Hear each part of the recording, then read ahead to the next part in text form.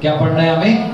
कल आपको मैंने क्या बताया कि सेक्शन 1 जो कि हमारे पास है, उसके 4 केंद्र हैं IESM, उसी को हम इस लेक्चर के माध्यम से अब अभी स्टडी करने वाले हैं। तो ये जो 4 केंद्र होते हैं ना, ये मस्तिष्क के फ्रंटल लोब में होते हैं। कहाँ पे? मस्तिष्क, ये जो ये ब्रेन है ना, यहाँ पे ब्रेन है, ठीक है। इसका एक फ्रंट का लोब है, एक बैक का लोब है, 2 साइड्स के लोब होते हैं, ठीक है। तो ये जो फ्रंटल होता है, जो यहाँ पे होता है फोरहेड के आजू बाजू में, उसको बोलते हैं फ्रंटल लोब। यहाँ पे 4 केंद्र जिसका नाम क्या है? IESM होते हैं, स्थित होते हैं। यहाँ पे देख सकते हैं आप, ये देखो मस्तिष्क का फ्रंटल लोब है, यहाँ पे काल्पनिक स्पॉट्स हैं। मस्तिष्क खोलोगे तो दिखेंगे नहीं माइक्रोस्कोप में कि दिखाओ 4 सेंटर्स किधर है, नहीं। लेकिन क्या है, ये हाइपोथेटिकल, उसको बोलते हैं काल्पनिक स्पॉट्स है, जिसका आप अनुभव ले सकते हो, दिखा सकते नहीं हो। तो ये 4 स्पॉट होते हैं। ये बेसिकली क्या है? स्पेशल टाइप्स ऑफ सेल्स हैं। क्या है? हमारा पूरा शरीर किससे बना हुआ है पता है? कोशिकाओं से। क्या है? It's a group of cells. Group of cells makes a tissue, groups of tissue makes a organ, group of organs make your whole body.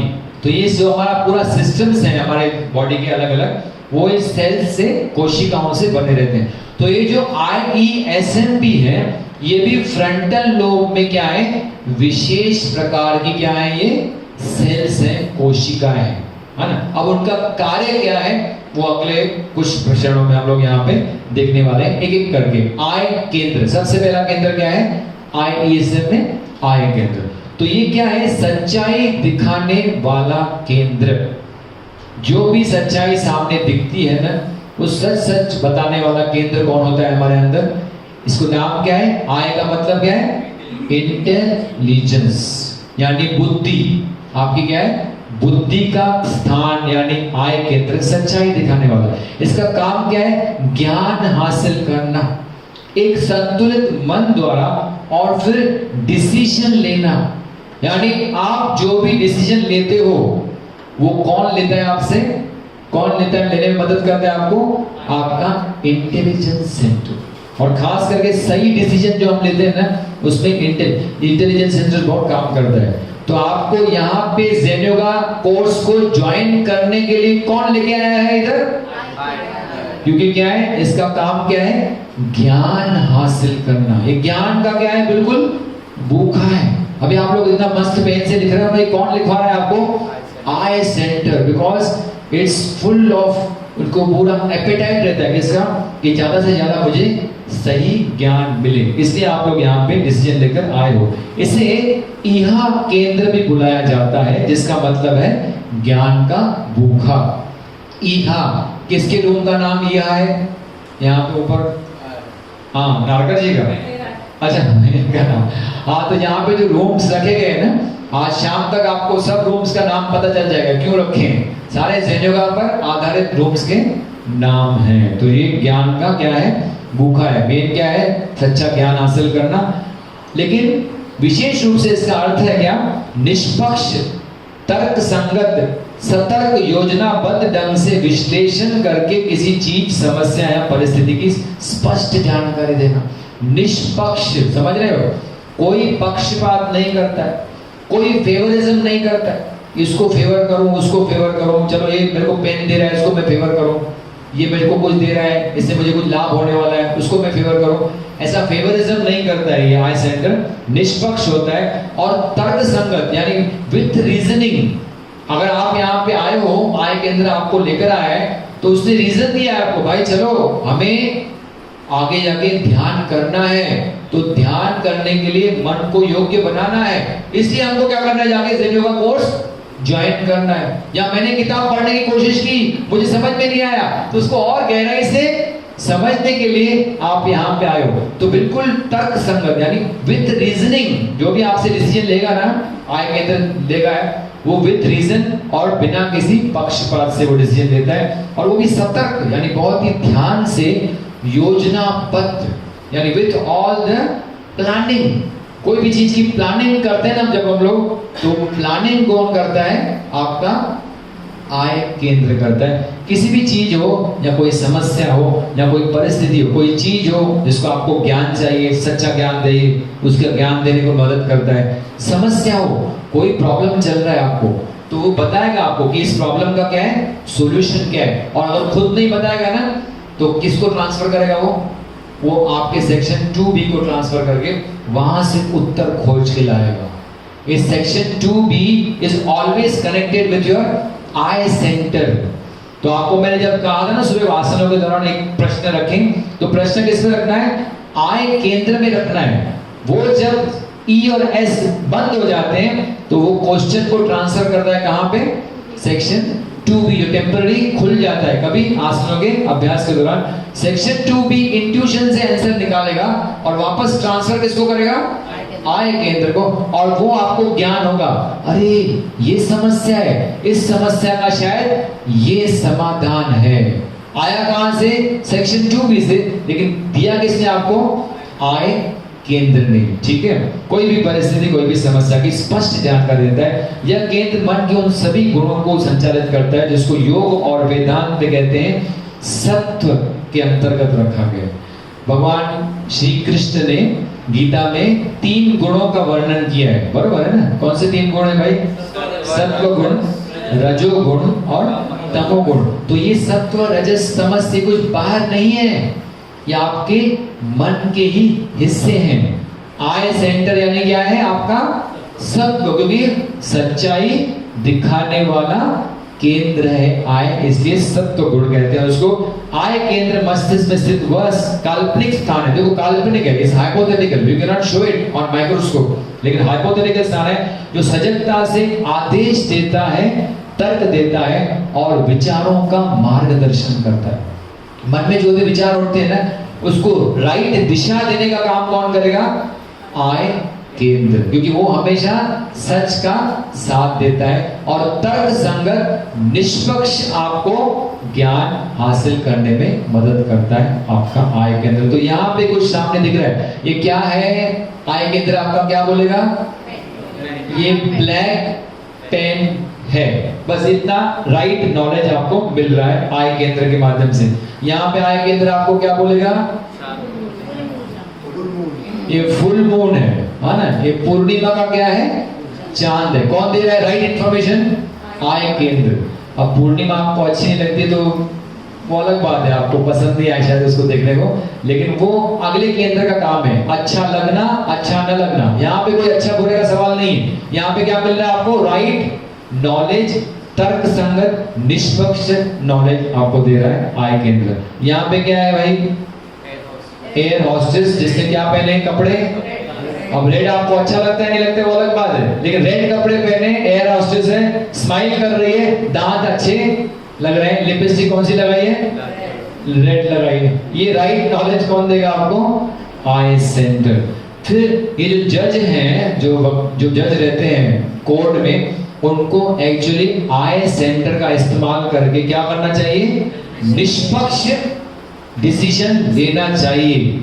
ये अलग बात है कि नीचे से कुछ पैसा पहुंच गया तो डिसीजन क्या हो जाते हैं, बदल जाते हैं। उसका मतलब है वो इमोशनली बह गया आदमी।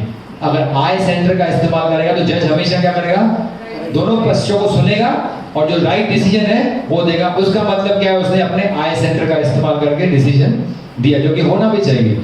एक डॉक्टर को पूछोगे या फार्मासिस्ट को पूछोगे सबसे अच्छा बिजनेस कौन सा है, तो वो बोलेगा अरे दवाइयों बेचने का बिजनेस सबसे अच्छा है। आजकल देखो सबको दवाइयों की जरूरत है, लेकिन वो क्या है, आय सेंटर का डिसीजन नहीं हुआ, क्योंकि वो क्या कर रहा है, अपने जॉब को, अपने प्रोफेशन को क्या कर रहा है, पक्षपात कर रहा है। तो ये आय का डिसीजन नहीं होगा। एक कंप्यूटर इंजीनियर हार्डवेयर वाले को पूछो, सॉफ्टवेयर वाले, सबसे कौन सा अच्छा बिजनेस है, अरे कंप्यूटर का बिजनेस अच्छा है ना। आजकल किसको लगता नहीं कंप्यूटर, हर एक की जरूरत है, लेकिन क्या कर रहा है वो, अपने को क्या कर रहा है, जो जॉब है, जो प्रोफेशन है, उसको फेवर कर रहा है। तो वो आय सेंटर का डिसीजन नहीं हुआ। अब यहाँ पे एक क्या है भाई, सबने लगाई कि नहीं, हाँ, कोविशील्ड। कोविशील्ड वैक्सीन लगाना ये किसका डिसीजन है, आई सेंटर का, बिकॉज बिल्कुल वो तोल मोल के योजनाबद्ध आपको सही डिसीजन लेता है। बाबा आजकल के जमाने में कोविड चल रहा है और कोविड से मुझे बचाना है, हम सबको इससे छुटकारा चाहिए, तो everybody should go and take the vaccine. ये आपका आई सेंटर का निर्णय। अब इसी के ऊपर ई का निर्णय कैसे होता है, एस का निर्णय कैसे होता है, सेम एग्जांपल लेके हम लोग उसको कंपेयर करने की कोशिश करेंगे। लेकिन जो आई सेंटर का इस्तेमाल करेगा वो आपको कहेगा चुपचाप जा और कोविशील्ड 2 डोज लगा के आ, क्योंकि तुझे खुद को बचना है और दूसरों को भी क्या करना है, बचाना है। पूरे देश को क्या करना है, हमको कोरोना से मुक्ति हासिल करनी है। तो सही निर्णय आपसे लेगा, यानी आप कोविशील्ड वैक्सीन जरूर लोगे। इस केंद्र की जो तीव्रता होती है, जिसको बोलते हैं इंटेंसिटी, वो होती है या तो +2 या तो होती है -2। और ज्यादा करके ये प्लस में होता है कि माइनस में होता है, प्लस में, बिकॉज क्या सच्चाई है ना, सच्चाई दिखाने वाला। तो 95 से 99% क्या होता है, ये हमेशा इसको प्लस में ही इसका स्कोर रहता है। माइनस कभी कभी हो जाता है, लेकिन वो कैसे होता है वो हम आगे समझेंगे, माइनस कब हो जाता है वो, ठीक है। तो प्लानिंग करना और सही डिसीजन लेना और सही ज्ञान हासिल करके देना, ये किसकी विशेषता है भाई, आई सेंटर की। और इसको योग और वेदांत में क्या नाम दिया गया है, सत्व केंद्र है। इसका दूसरा नाम क्या है, ईहा। उसका मतलब क्या है, ज्ञान का भूखा, ठीक है। तो ये केंद्र तो सबको चाहिए ना, आई सबका स्ट्रॉन्ग होना चाहिए, मानते हो कि नहीं। लेकिन बेचारा ये स्ट्रॉन्ग है नहीं, इसको खाली कितनी इंटेंसिटी इसकी, +2 या -2। अब इसका देखो दूसरा केंद्र, जिसको जानते हैं, नाम क्या बोलते हैं हम लोग, ई केंद्र। आई केंद्र समझ गया, माइक कम करें थोड़ा सा, हाँ हाँ ठीक है ठीक है। थोड़ा सा अनीश क्या हो गया, कर दे नहीं नहीं नहीं ठीक है कर दे। खाली दौलत या अनीश को बुला लो, माइक का वॉल्यूम कम कर दे, या तो आप भी कम कर सकते हैं। डॉक्टर साहब इधर आओ, इसको माइक को वॉल्यूम कम कर बेटा थोड़ा, आगे आगे अनीश आगे। Hello hello check check check, हाँ ठीक है ठीक है। और थोड़ा कम, थोड़ा ठीक है, थैंक यू, ओके हाँ ओके वेलकम। तो ई केंद्र, दूसरा केंद्र क्या है, इसके बाद क्या है अभी, ई केंद्र, जिसको क्या बोलते हैं, ऐसे मैंने नाम दिया है, किताब में दिया नहीं है, ब्रैकेट में क्या नाम दे दिया भाई, ईगो केंद्र। वैसे तो इसका नाम क्या है, इमोटिविटी। क्या नाम है, इमोटिविटी, यानी इमोशनल केंद्र भी उसको हम कह सकते हैं। इमोशंस का मतलब है भाव, भावनाएं।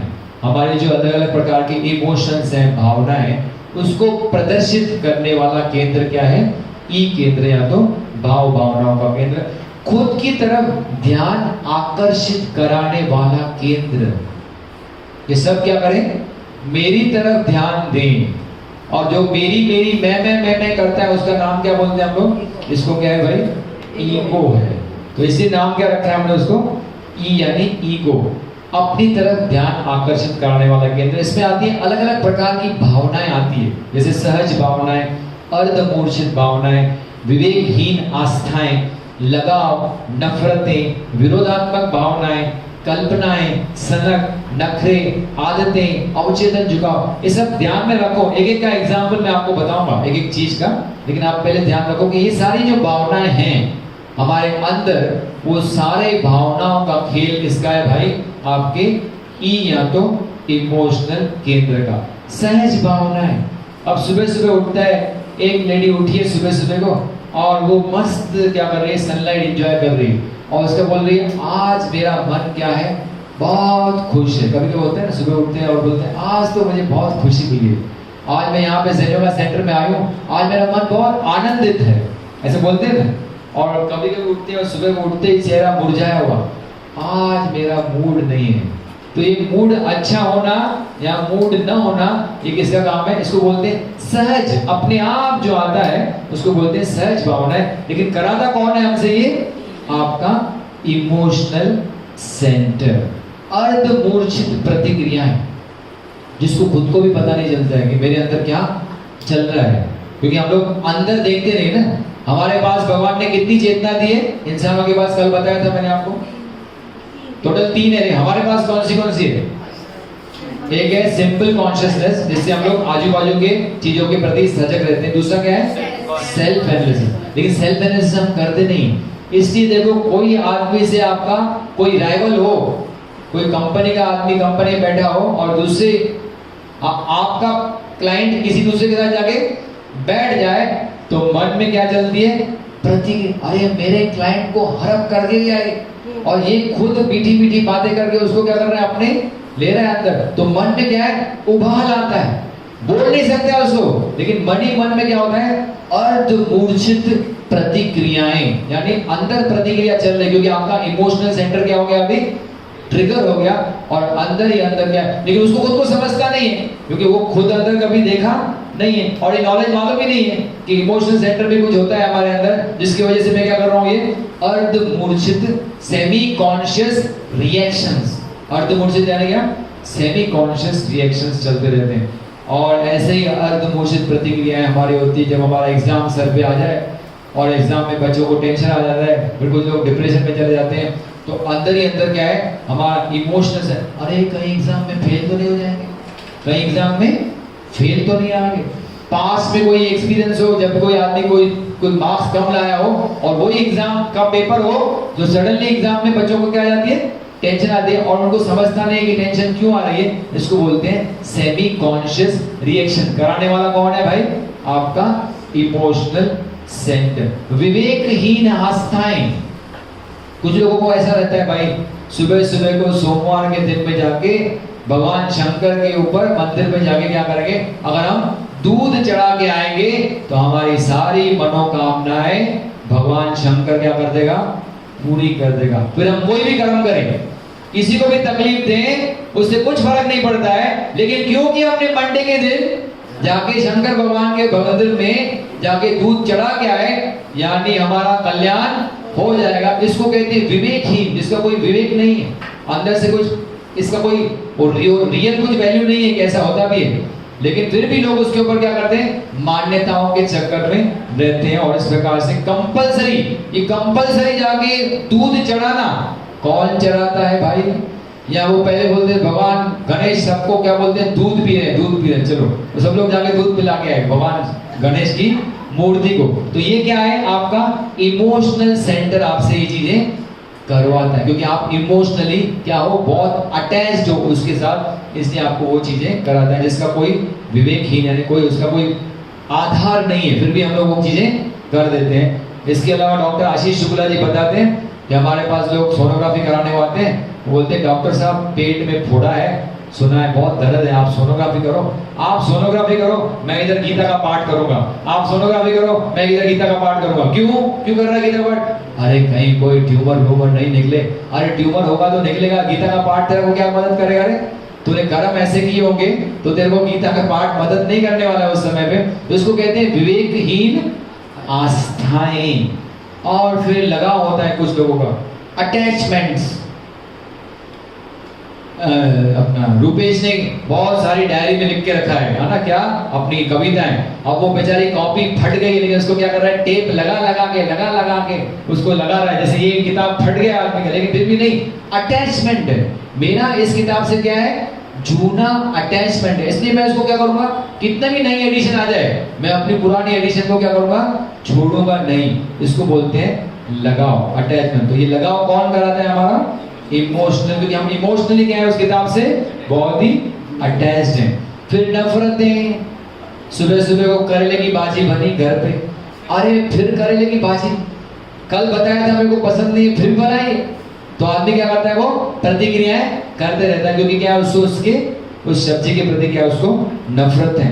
और फिर विरोधात्मक भावना है, विरोधात्मक यानी एक ही दिन में एक ही व्यक्ति के साथ सुबह अच्छा भावनाएं और शाम को वही व्यक्ति क्या हो जाता है? खराब हो जाता है। माँ सुबह को बच्चे को प्यार करती है और उसको खीर बना के खिलाएगी, या उसको जो पसंद का खाना है बर्गर सैंडविच खिला दिया तो माँ बहुत अच्छी, माँ के गुण गाएगा बच्चा। और शाम को डांट दिया, अरे पढ़ता नहीं है, सारा दिन मोबाइल में बैठा रहता है, तो शाम को कट्टी, तेरे साथ मैं क्या करूंगा? बात नहीं करूंगा। यानी सुबह तक माँ अच्छी थी और शाम को वही माँ क्या हो जाती है? खराब हो जाती है। इसको कहते हैं विरोधात्मक भावनाएं। कराता कौन है हमारे से? आपका ई सेंटर। कल्पनाएं, फैंसीज, जिसको बोलते हैं क्या? फैंसीज। किसी किसी कल्पना में रहता है, अरे मुझे ये चीज प्राप्त हो जाए, मुझे ये चीज चाहिए, है ना। तो ऐसे डॉक्टर आशीष शुक्ला बोलते हैं कि उनकी मिसेस जो कि रिम्पी शुक्ला है, जो कि खुद भी रेडियोलॉजिस्ट है, उनको बचपन से रिम्पी शुक्ला जी को क्या था, एक बारबी डॉल होनी चाहिए, ऐसी कल्पनाएं उनके मन में रहती थी। लेकिन आर्थिक परिस्थिति बराबर नहीं थी, इसलिए वो खरीद नहीं पाती थी। तो जब आशीष शुक्ला जी ने उनसे मंगनी कर ली और उनका बर्थडे आया, तो बर्थडे पे गिफ्ट मालूम है उन्होंने क्या किया, उन्होंने एक डॉक्टर को बारबी डॉल जाके गिफ्ट, उसके ई सेंटर का फायदा उठा के उसको खुश करने के लिए उसको क्या किया, बारबी डॉल। तो इस प्रकार से लोगों की फैंसीज होती है, भाई हमारे को ये होना चाहिए, हमको ये चाहिए, ऐसा चाहिए, ये सब चीजें क्या होती है, इमोशनल सेंटर का। फिर सनक और नखरे, पहले जमाने में लोग येलो ड्रेस पहनी है ना, तो हम येलो नेल पॉलिश लगाएंगे, हमने रेड ड्रेस पहनी है तो रेड नेल पॉलिश लगाएंगे। आजकल नहीं, येलो नहीं, रेड नहीं, ऐसे अलग अलग प्रकार के आर्टिफिशियल नेल्स, फिर आर्टिफिशियल नेल्स के ऊपर आर्टिफिशियल पेंटिंग्स, और वो प्रकार के, क्या प्रकार के हैं, एक प्रकार के नखरे हैं।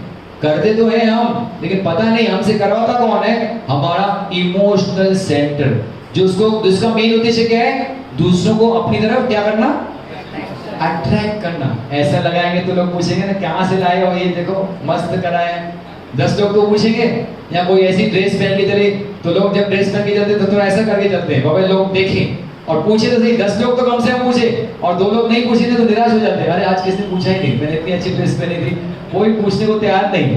तो इमोशनल सेंटर आपका क्या हो जाएगा, बिल्कुल डिमोरलाइज हो जाता है। तो ये सारे काम कौन कराते हैं आपसे, इमोशनल सेंटर। पहले जमाने में लोग मस्त जीन्स पहनते थे, आज जीन्स को यहाँ से काट दिया, वहां से काट दिया, और वो ज्यादा चलती है, ज्यादा महंगी है वो, ये ज्यादा महंगी थी, यानी ये चीजें सस्ती नहीं है, ज्यादा उल्टा काटने के बाद उसकी वैल्यू क्या हो जाती है, बढ़, क्योंकि क्या हो जाती है, क्योंकि ये नखरे हैं, आज की ट्रेंड्स बोलते हैं, बोलते हैं ये ट्रेंड्स है, फैशन है, तो इसलिए उसको ज्यादा लोग पैसा देते हैं। लेकिन करते क्यों है, उनका इमोशनल सेंटर उनसे ये चीजें कर। तो ये ज्ञान होगा ना, तो जब भी आप इसको ऐसे देखोगे ना, अरे देखो उसका इमोशनल सेंटर, कैसे कपड़े पहने उसने, देखो कैसे रिएक्ट करता है, यानी एक एक चीज को, अपने इमोशंस को भी समझ लोगे, पकड़ सकोगे कि आज मेरा इमोशंस क्या है, उसको भी पकड़ सकोगे, और सामने वाला को अगर कर रहा है तो वो भी देखोगे, अरे भाई इमोशंस में बेचारा बह रहा है, अभी तो मैं शांत हो जाऊं, उसको इमोशन में बह रहा है तो मैं क्यों इमोशन में बहूं। तो इस प्रकार से ही ज्ञान जब आपको होगा ना कि हमसे कौन चीजें करवाता है, तो दूसरों के प्रति हमारी प्रतिक्रियाएं जो होती है ना, वो क्या हो जाएंगी, नियंत्रित हो जाएंगी। और योग का मतलब क्या है भाई, योग का मतलब है अपनी प्रतिक्रिया को नियंत्रण करना, लेकिन वो तभी नियंत्रित होगी जब हमको इन सेंटर्स के नॉलेज होंगे। इस सेंटर्स का विशेषता क्या है, कौन हमसे ये चीजें करवाता है, अगर इसका ज्ञान हो गया ना, तो फिर जीना बहुत आसान होता है। लेकिन ऐसा नहीं होगा कि आज समझ लिया और कल से समझ जाओगे, अरे उसके लिए बहुत मेहनत करनी पड़ेगी, रोज रोज अंदर आत्मविश्लेषण करना पड़ेगा कि किस समय पे मेरा इमोशनल सेंटर ट्रिगर हुआ, किस समय पे मेरा आई सेंटर ट्रिगर हुआ, किस समय पे मेरा इसका जो दोस्त है आगे आने वाला है एस सेंटर ट्रिगर हुआ। तो उसको आपको अंदर ही अंदर सेल्फ एनालिसिस करना पड़ेगा। प्रवृत्तियां, आदतें, कुछ लोगों की आदतें होती है, भाई मैं तो घर पे निकलता नहीं हूं जब तक क्या करूं, तुलसी के पेड़ पे मैं जब तक अगरबत्तियां न जला दूं तब तक मैं अपने घर से कदम बाहर नहीं रखता हूं, कदम बाहर नहीं रखता हूं। जब तक क्या किया मैंने, तुलसी के पेड़ पर अगरबत्तियां न जला दूं तब तक, या तो लोग बोलते जब तक हम लोग दुकान पे पहले अगरबत्तियां न जलाएंगे तब तक हम लोग अपने धंधे की शुरुआत करते नहीं। कौन कराता है आपसे, इमोशंस, इमोशन सेंटर ये सब चीजें कराता है। और फिर अवचेतन झुकाव, कभी कभी ऑफिस में कोई बॉस होता है, किसी एक ही सेक्रेटरी को क्या करता है, वो फेवर कर, वो जो कहेगी ना वो राइट है, क्योंकि क्या है, वो इमोशनली उसकी तरफ क्या है, झुकाव है उसका, अवचेतन, उसको खुद को भी समझता नहीं, लेकिन क्या है, वो उसकी तरफ झुकाव होता है, फेवरिज्म, इसको क्या कहते हैं, यानी देखो ये फेवर करता है, और वो आई सेंटर कभी किसको फेवर नहीं करेगा। सब सेक्रेटरीज मेरे लिए क्या है, एक स्तर की है, मैं किसी को पक्षपात क्या करूंगा, नहीं करूंगा, आई सेंटर। लेकिन ई सेंटर क्या करता है, फेवर करता है, पक्षपात करता है। सभी निर्णय जो पक्ष विपक्ष का ध्यान में रखकर सावधानी से संतुलित तरीके से पहले से ही नहीं लिए गए हो। आई सेंटर क्या करता है, हर एक डिसीजन क्या करता है, पक्ष विपक्ष को ध्यान में रखते निष्पक्ष रूप से डिसीजन लेता है। लेकिन यहाँ पे पक्ष विपक्ष का ध्यान नहीं रखता है, और वही क्या करते हैं, ध्यान और घाई घाई में जो डिसीजन लेते हैं हम लोग, बहुत ही फास्ट डिसीजन, इसे कहते हैं बाबा थोड़ा कुछ आपको डिसीजन लेना हो ना कोई भी चीज का, तो थोड़ा समय रुको, समय दो उसको। थोड़ा समय रुकोगे, घाई घाई नहीं करोगे, तो आपका आई सेंटर रोल प्ले करेगा और आप क्या करोगे, सही डिसीजन लेंगे। लेकिन अगर घाई घाई में डिसीजन लिया ना, तो इमोशंस में हम बह जाते हैं। जैसे यहाँ पे आए हो और इमोशंस में बह गए, और कल से बोलोगे हम जाके घर में क्या करेंगे, रोज सुबह को योग का अभ्यास करेंगे, आपने सिखाया ना इतना मस्त। तो वो क्या है, इमोशन में हम बह गए। घर जाने के बाद कौन कितना अभ्यास करता है वो तो बाद में मालूम पड़ेगा, लेकिन यहाँ पे क्या है, आपका आई सेंटर ने डिसीजन ले लिया और ई ने उसको क्या किया, ऐसे ही इमोशनली घाई घाई में सपोर्ट कर दिया। इसको बोलते हैं घाई घाई में लिए डिसीजन, जिसके लिए शायद बाद में हमको पछताना पड़ता है। कभी कभी लोग शेयर मार्केट में ऐसे ही इन्वेस्ट कर लेते हैं, बाबा किसने सुना, अच्छा अच्छा ले ले ले ले ले ले और ले लिया, और बाद में देखा तो क्या हो गया, वो शेयर डूब गया।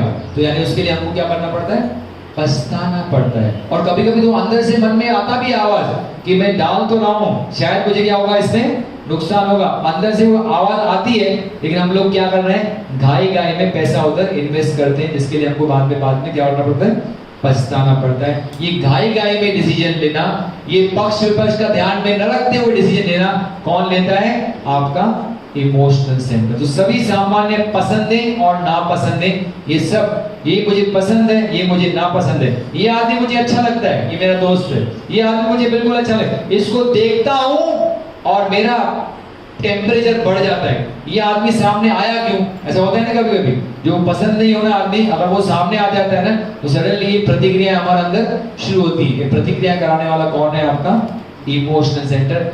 योग में और वेदांत में इस सेंटर को क्या नाम दिया गया है भाई, जैसे वो सत्व था वैसे क्या है ये रजस। रजस का मतलब है वो कार्य जिसे एक या अधिक इच्छाओं या तो भावनाओं से आरंभ किया जाता है और निरंतर जारी रखा जाता है। यानी इमोशन से कोई कार्य शुरू किया, इमोशन में आगे हमने शुरू किया और निरंतर उसको बनाए रखते हैं, क्योंकि हम लोग क्या है, उससे इमोशनली क्या है, अटैच्ड है। वो कार्य हम निरंतर करते रहते हैं। इसको कहते हैं रजस केंद्र। इस केंद्र को संस्कृत में नाम दिया गया है इकायान। क्या बोलते हैं उसको, इका। जैसे उसको क्या नाम दिया था, आय को क्या बोला था, ईहा। उसका मतलब क्या था, ज्ञान का भूखा। इसका नाम है इकायान, जिसका अर्थ है केंद्रित करना। क्या करना, अपनी ओर किसी को क्या करना, आकर्षित करना। तो भावनाओं का पूरा ध्यान अपनी ओर केंद्रित कराने का प्रवृत्ति होती है, यानी उनका नेचुरल टेंडेंसी है भावनाओं की कि लोग मेरी तरफ क्या करें, देखें, आकर्षित हों।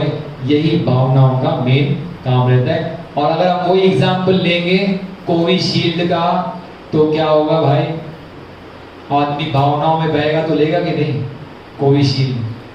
अरे नहीं, सुना है साइड इफेक्ट है, कभी कभी हजारों लाखों करोड़ों में एक आदमी की मृत्यु भी होती है, और साइड इफेक्ट तो होता ही है, पेन होता है, दर्द होता है, बुखार आता है, हाँ ना। और कभी कभी किसको हार्ट में ब्लॉकेजेस हो जाते हैं, क्लॉटिंग होता है, क्लॉटिंग कोविशील्ड का तो वो होता है कभी रेयरली। लेकिन जो इमोशंस में रहेगा ना आदमी, वो क्या कहा, नहीं बाबा, मेरे बहुत ही नजदीक के रिलेटिव है जिन्होंने अभी तक एक वैक्सीन ली नहीं। क्यों? क्योंकि उनको डर लगता है कि नहीं वैक्सीन से मर तो नहीं जाएंगे, कोरोना से तो बाद में मरेंगे, वैक्सीन से तो अभी तो नहीं मर जाएंगे। तो ये जो आदमी सोचता है उसका मतलब क्या है, वो अपने इमोशनल सेंटर को इस्तेमाल कर रहा है, उसका आई सेंटर बराबर। और इमोशंस के अंदर क्या है, आई सेंटर क्या हो जाता है, सप्रेस हो जाता है। क्यों?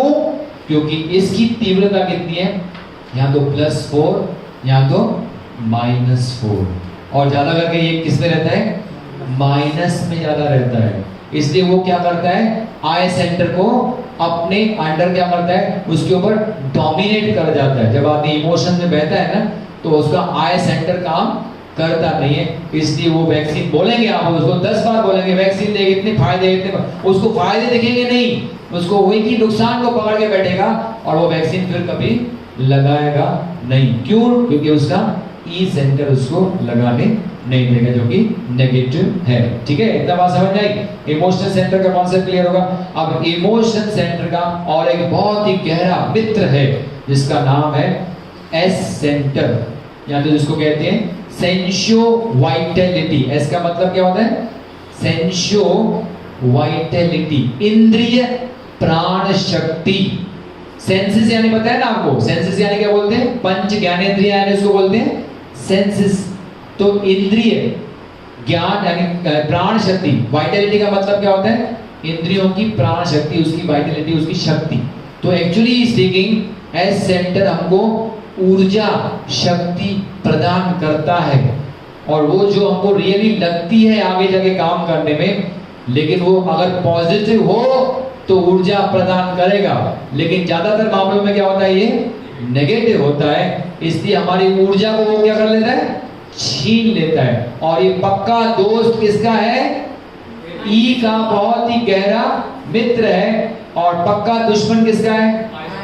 आय का पक्का दुश्मन। इतना समझ के लो कि एस नेगेटिव, आय का पक्का दुश्मन, और एस और ई आपस में गहरी दोस्ती। जैसे किसकी दोस्ती थी शोले में?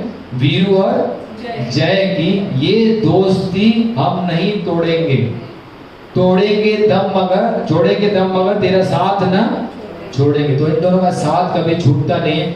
और ये जो है दुखद मामला है हम सभी इंसानों में, क्या कि ई और एस का आपस में हमेशा हाथ मिला के रखते हैं, और वो आय का हमेशा क्या करते रहते हैं? विरोध करते रहते हैं। इसलिए हम लोग सही निर्णय कभी कभी ले नहीं सकते, और लेते भी हैं तो डिसीजंस को उल्टा किया जाता है इन दोनों केंद्रों के माध्यम से। तो मस्तिष्क में मौजूद वह स्थान जो किसी क्रिया हेतु प्रतिवर्ती प्रतिक्रियाओं का आदेश देता है, यानी जो रिफ्लेक्स एक्शंस हैं, है ना, क्रिया के प्रति प्रतिक्रिया करना, वो कौन कराता है? आपका एस केंद्र। हमारे अंदर बहुत सारे रिफ्लेक्सेस हैं जो हमारे शरीर में नेचुरल रिफ्लेक्सेस भगवान ने दिए हैं। एग्जांपल क्या है? आंखों की पुतलियों का क्या करना? सिकुड़ना। जैसे ही आपके टॉर्च डॉक्टर लेके आते हैं आपकी आंखों के सामने, तो आपकी आंखों की जो पुतलियां वो क्या हो जाती है? इस प्रकार से सिकुड़ जाती है। देखो इस प्रकार, जैसे लाइट पड़ी ना, तो वो प्यूपिल जो है सेंटर में काला भाग, वो क्या हो जाता है? कंस्ट्रिक्ट होता है। कौन कराता है? ये नेचुरल रिफ्लेक्स मैकेनिज्म है जो कराता है आपसे एस केंद्र। लेकिन होता ऑटोमेटिकली है, और ऑटोमेटिकली कौन कराता है हमसे? Section 2A। Very good. लेकिन एक्चुअली उसके पीछे मेन हिस्सा किसका रहता है? एस सेंटर का, natural reflex mechanism.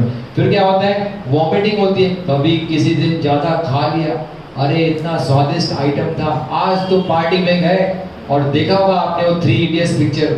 3 idiots picture में जाते हैं और इतना भर भर के लेते हैं, और इतना जब खाओगे तो कभी कभी क्या करना पड़ता है? उल्टी आती है। उसको उल्टी की जो रिफ्लेक्स है उसको भी बोलते हैं नेचुरल रिफ्लेक्स। कौन कराता है आपसे? एस सेंटर कराता है। और कभी कभी नाक में कोई पार्टिकल चला गया, कोई क्रिया घटी, उसके प्रति क्या होता है? हमारी प्रतिक्रिया क्या होती है? जैसे ही नाक में कुछ गया तो उसका नाक से क्या होता है? अच्छी, यानी क्या होता है? वो छींक आती है। ये सीजिंग रिफ्लेक्स भी क्या है? एस सेंटर का ही हिस्सा है। और कभी कभी हमको खांसी आती है, कोरोना चला गया आपके फेफड़ों में, तो क्या आना लगता है आपको? खांसी। यानी वो क्रिया हुई, कोई जंतु गया आपके गले में या आपके फेफड़ों में, तो उसकी प्रतिक्रिया क्या होती है? खांसी आना। तो ये प्रतिक्रिया जो होती है, या तो प्यूपिल्स का सिकुड़ना, या तो वॉमिटिंग, या तो स्नीजिंग, या तो कफिंग, ये सारी चीजें क्या है? नेचुरल रिफ्लेक्स प्रतिक्रिया है जो हमारे शरीर में घटती रहती हैं। तो मनुष्य में मौजूद जानवरीय प्रवृत्तियों से आई हुई प्रतिक्रियाएं। ऐसा कहते हैं ना हम लोग, मनुष्य कहाँ से निर्माण हुआ है? मनुष्य का निर्माण कहाँ से हुआ है भाई? डार्विन्स थियरी बोलते हैं ना, क्या? Evolution theory. कि हम लोग क्या है? बंदरों से हम क्या बने? इंसान बने। लेकिन बंदरों से पहले भी हम लोग के छोटा छोटा जानवर होता है, छोटा सा यूनिसेलुलर प्राणी होता है, जिससे हमारा क्या होता है? निर्माण होता है। कौन सा यूनिसेलुलर प्राणी होता है? जिसको हमको अमीबा, जिसको हमको माइक्रोस्कोप में देखना पड़ता है। अमीबा की खासियत देखी आपने? अगर माइक्रोस्कोप में देखो तो ऐसा ऐसा ऐसा ऐसा कंटिन्यूस क्या होता है उसकी हालचाल, यानी वो कंटिन्यूसली प्रतिक्रिया करता है। तो ये जानवरीय प्रवृत्तियां हैं जो हमारा जैसे जहां से इवोल्यूशन हुआ है, वो जानवरीय प्रवृत्तियां हमारे ब्रेन में कहां तो अभी भी रह गई है, और वो रह गई कहां पे है भाई?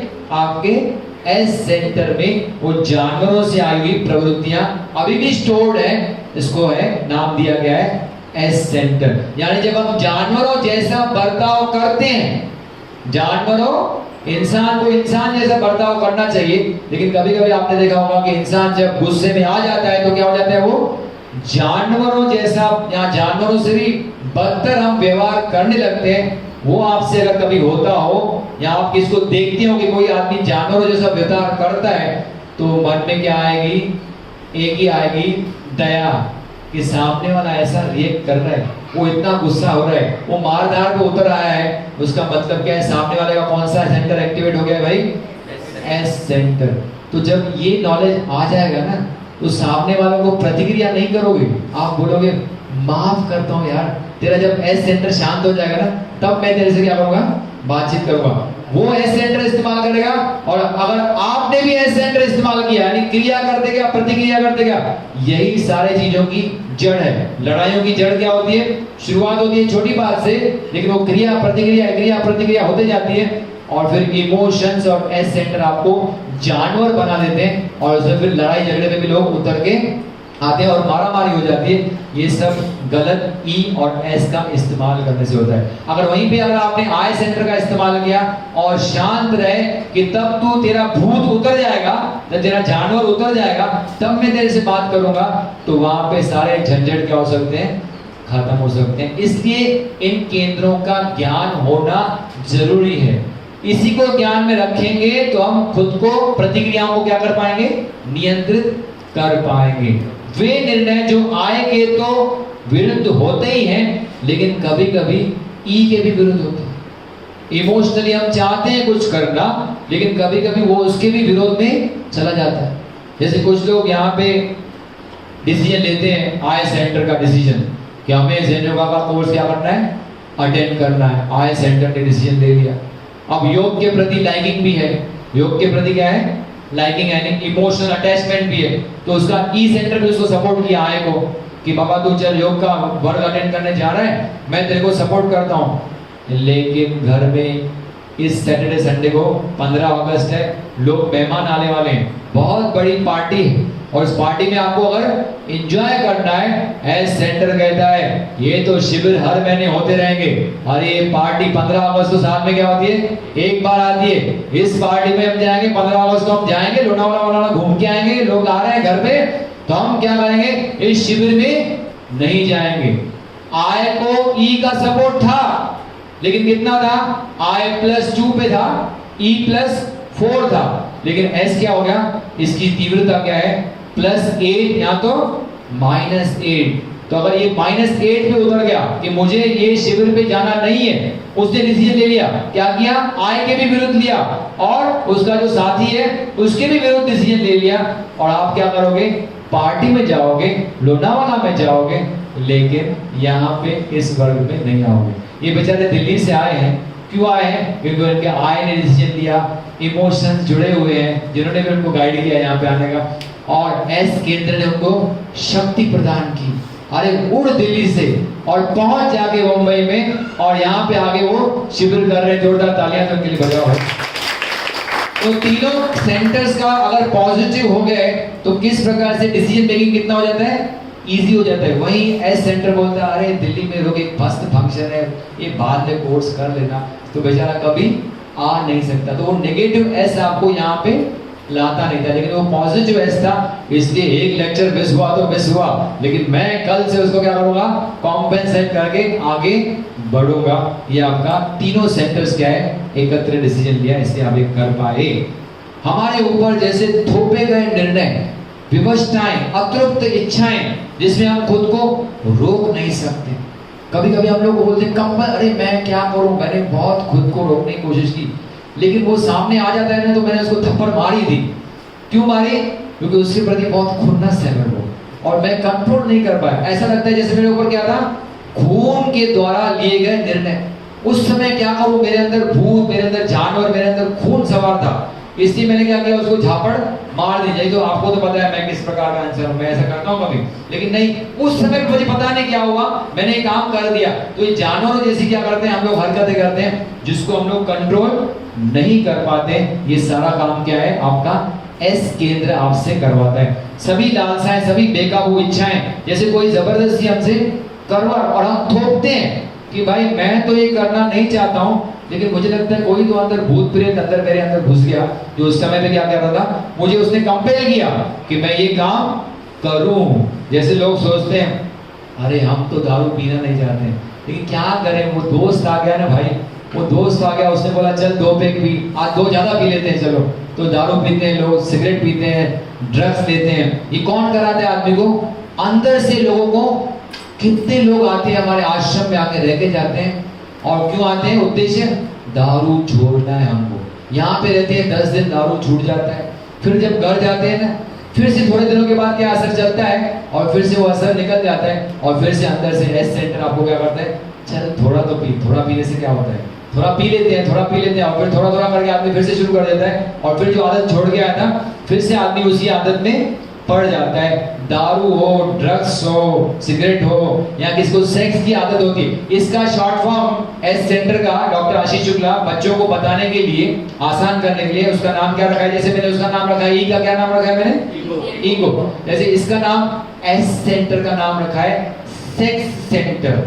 यानी आपको ये दूसरों को पता है कि घर में मेरी बीवी है, मेरा फैमिली है, फिर भी जाके आदमी बाहर सेक्स करता है, तो ये कौन करवाता है? या फिर कोई लोग हेटेरोसेक्सुअल सेक्स करते हैं बाहर, यानी कोई लोग स्त्री पुरुष सेक्स करते हैं, कुछ लोग होमोसेक्सुअल होते हैं, यानी मेल्स मेल के साथ सेक्स करते हैं। तो ये कराने वाला कौन है? अंदर से उत्तेजना कौन देता है कि भाई तू सेक्स कर जाके बाहर? ये आपका एस सेंटर। तो इसमें खाली सेक्स नहीं आता है, इसमें और भी बहुत सारी आदतें हैं हमारे जो आती हैं, लेकिन सेक्स भी उसका क्या है? एक बहुत ही महत्वपूर्ण हिस्सा है एस सेंटर का। अगर कुछ हम गलत सेक्स में पढ़ते हैं तो एक ही है जानवर हमारे अंदर जो हमें प्रेरित करता है कि हम गलत सेक्स में उतरे, या तो हेटेरोसेक्सुअल सेक्स या तो होमोसेक्सुअल। अपने घर को छोड़ के बाहर सेक्स करना, यानी आपको एस सेंटर ये अंदर से देता है उत्तेजना।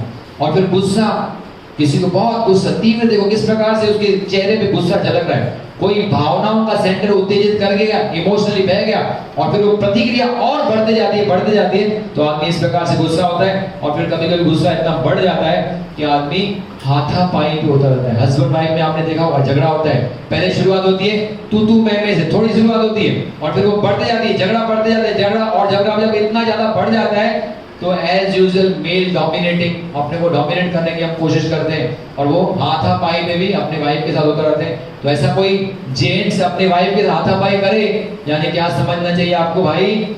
इसका एस सेंटर उसको जानवरी प्रवृत्ति ये करने में फोर्स कर रहा है।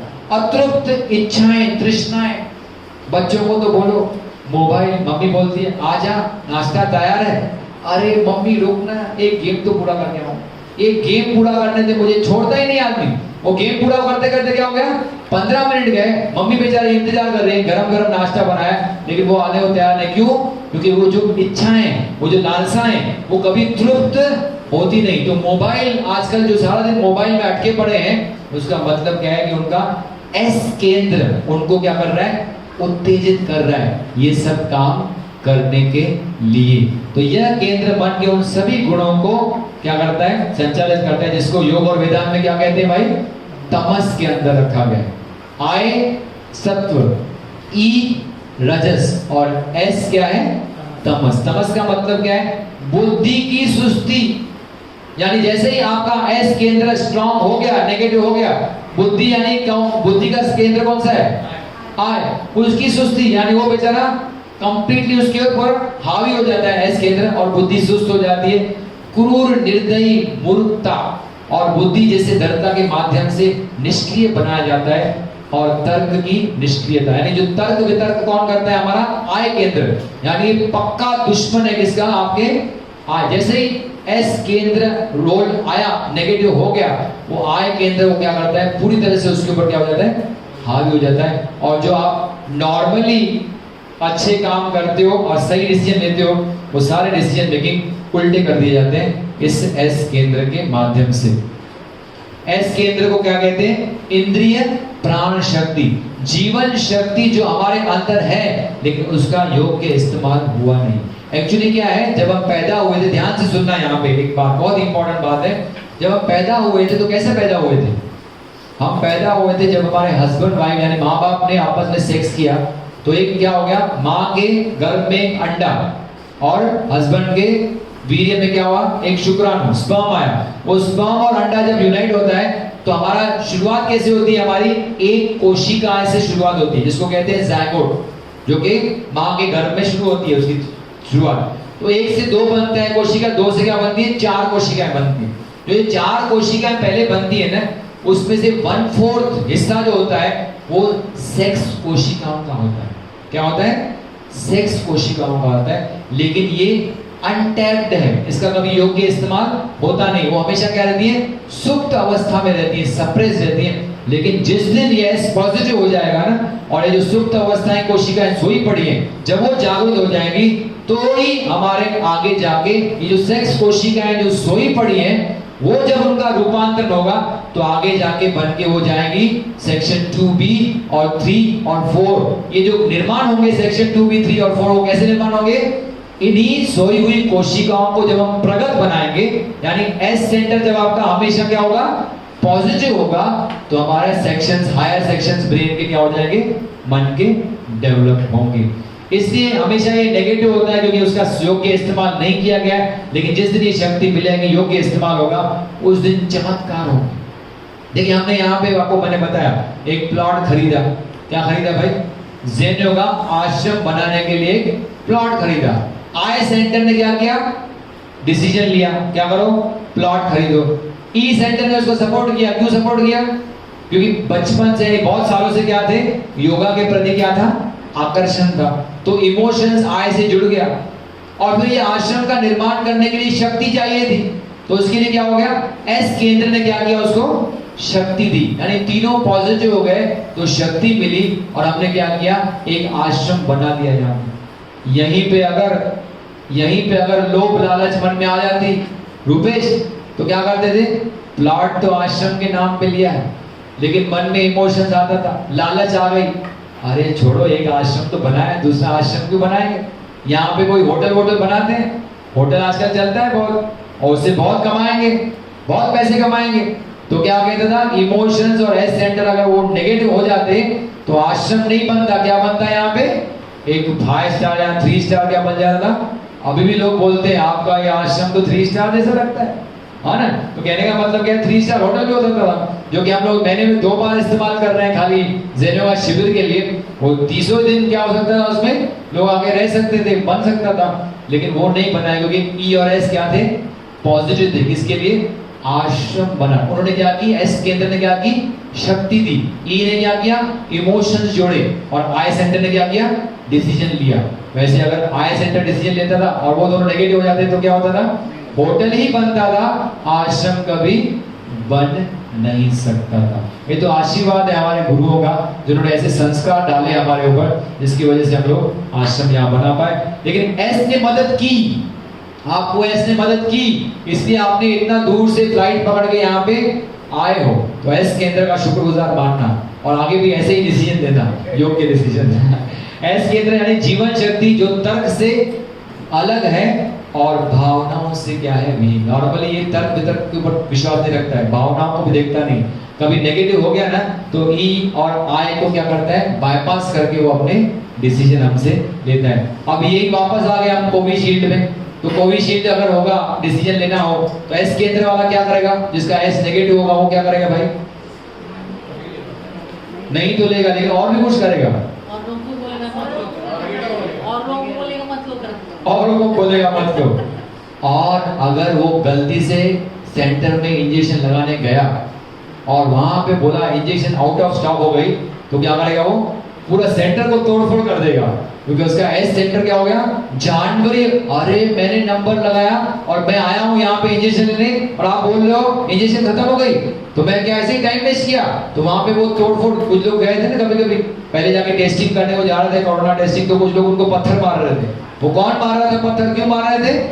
एस सेंटर उनका क्या कर रहा था? हमारे पास नहीं, हम टेस्टिंग नहीं कराएंगे, जाओ यहाँ से। तो लोग उनको भगा रहे थे।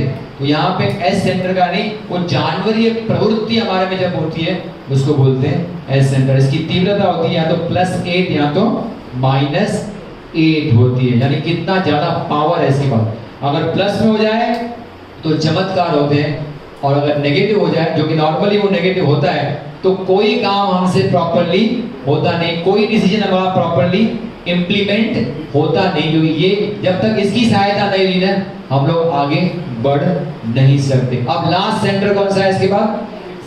ये 3 मेन सेंटर्स हैं, बाकी 14 सेंटर तो सिर्फ नौकर है, इसका कोई खास काम नहीं है। लेकिन ये इंपॉर्टेंट है, हमारे सारे एक्शंस हमको कौन कराता है? ये एम सेंटर, जिसका नाम क्या है भाई? एम सेंटर का मोबिलिटी केंद्र या तो मोटिलिटी केंद्र, या उसको बोलते हैं गतिशीलता केंद्र। सारी शारीरिक और मानसिक गतिविधियां ये कराता है, लेकिन एक नौकर एक गणितज्ञ के तरह। It's like a mathematician. क्या है ये? मैथमेटिशियन है। उसका काम सारा दिन क्या है? सिर्फ सारा दिन उसका एक ही काम है, क्या करना भाई? ये I का पावर कितना है, ये E का पावर कितना है, ये S का पावर कितना है, तीनों को बैठ के कैलकुलेट करता है। किसका पलड़ा भारी है उसको मैं क्या करूंगा? सपोर्ट करूंगा। मुझे और कोई काम नहीं करना है, मुझे सिर्फ देखना है कि किसकी पावर ज्यादा है, उसको जाके मैं करूंगा, और फिर वो क्रिया उससे मैं क्या करूंगा? करवा के लूंगा। क्रिया कराने का काम कौन करता है? एम केंद्र। लेकिन अकेला वो डिसीजन लेता नहीं है। डिसीजन कैसे लेता है? इन तीनों की तीव्रताओं पर उसका डिसीजन निर्भर होता है, और एक नौकर के जैसा वो काम करता है। ये जोड़ता है I, E, S केंद्रों की तीव्रताओं को एक विशिष्ट निर्णय बनाने के लिए। एक विशेष निर्णय बनेगा, लेकिन वो कैसे बनेगा?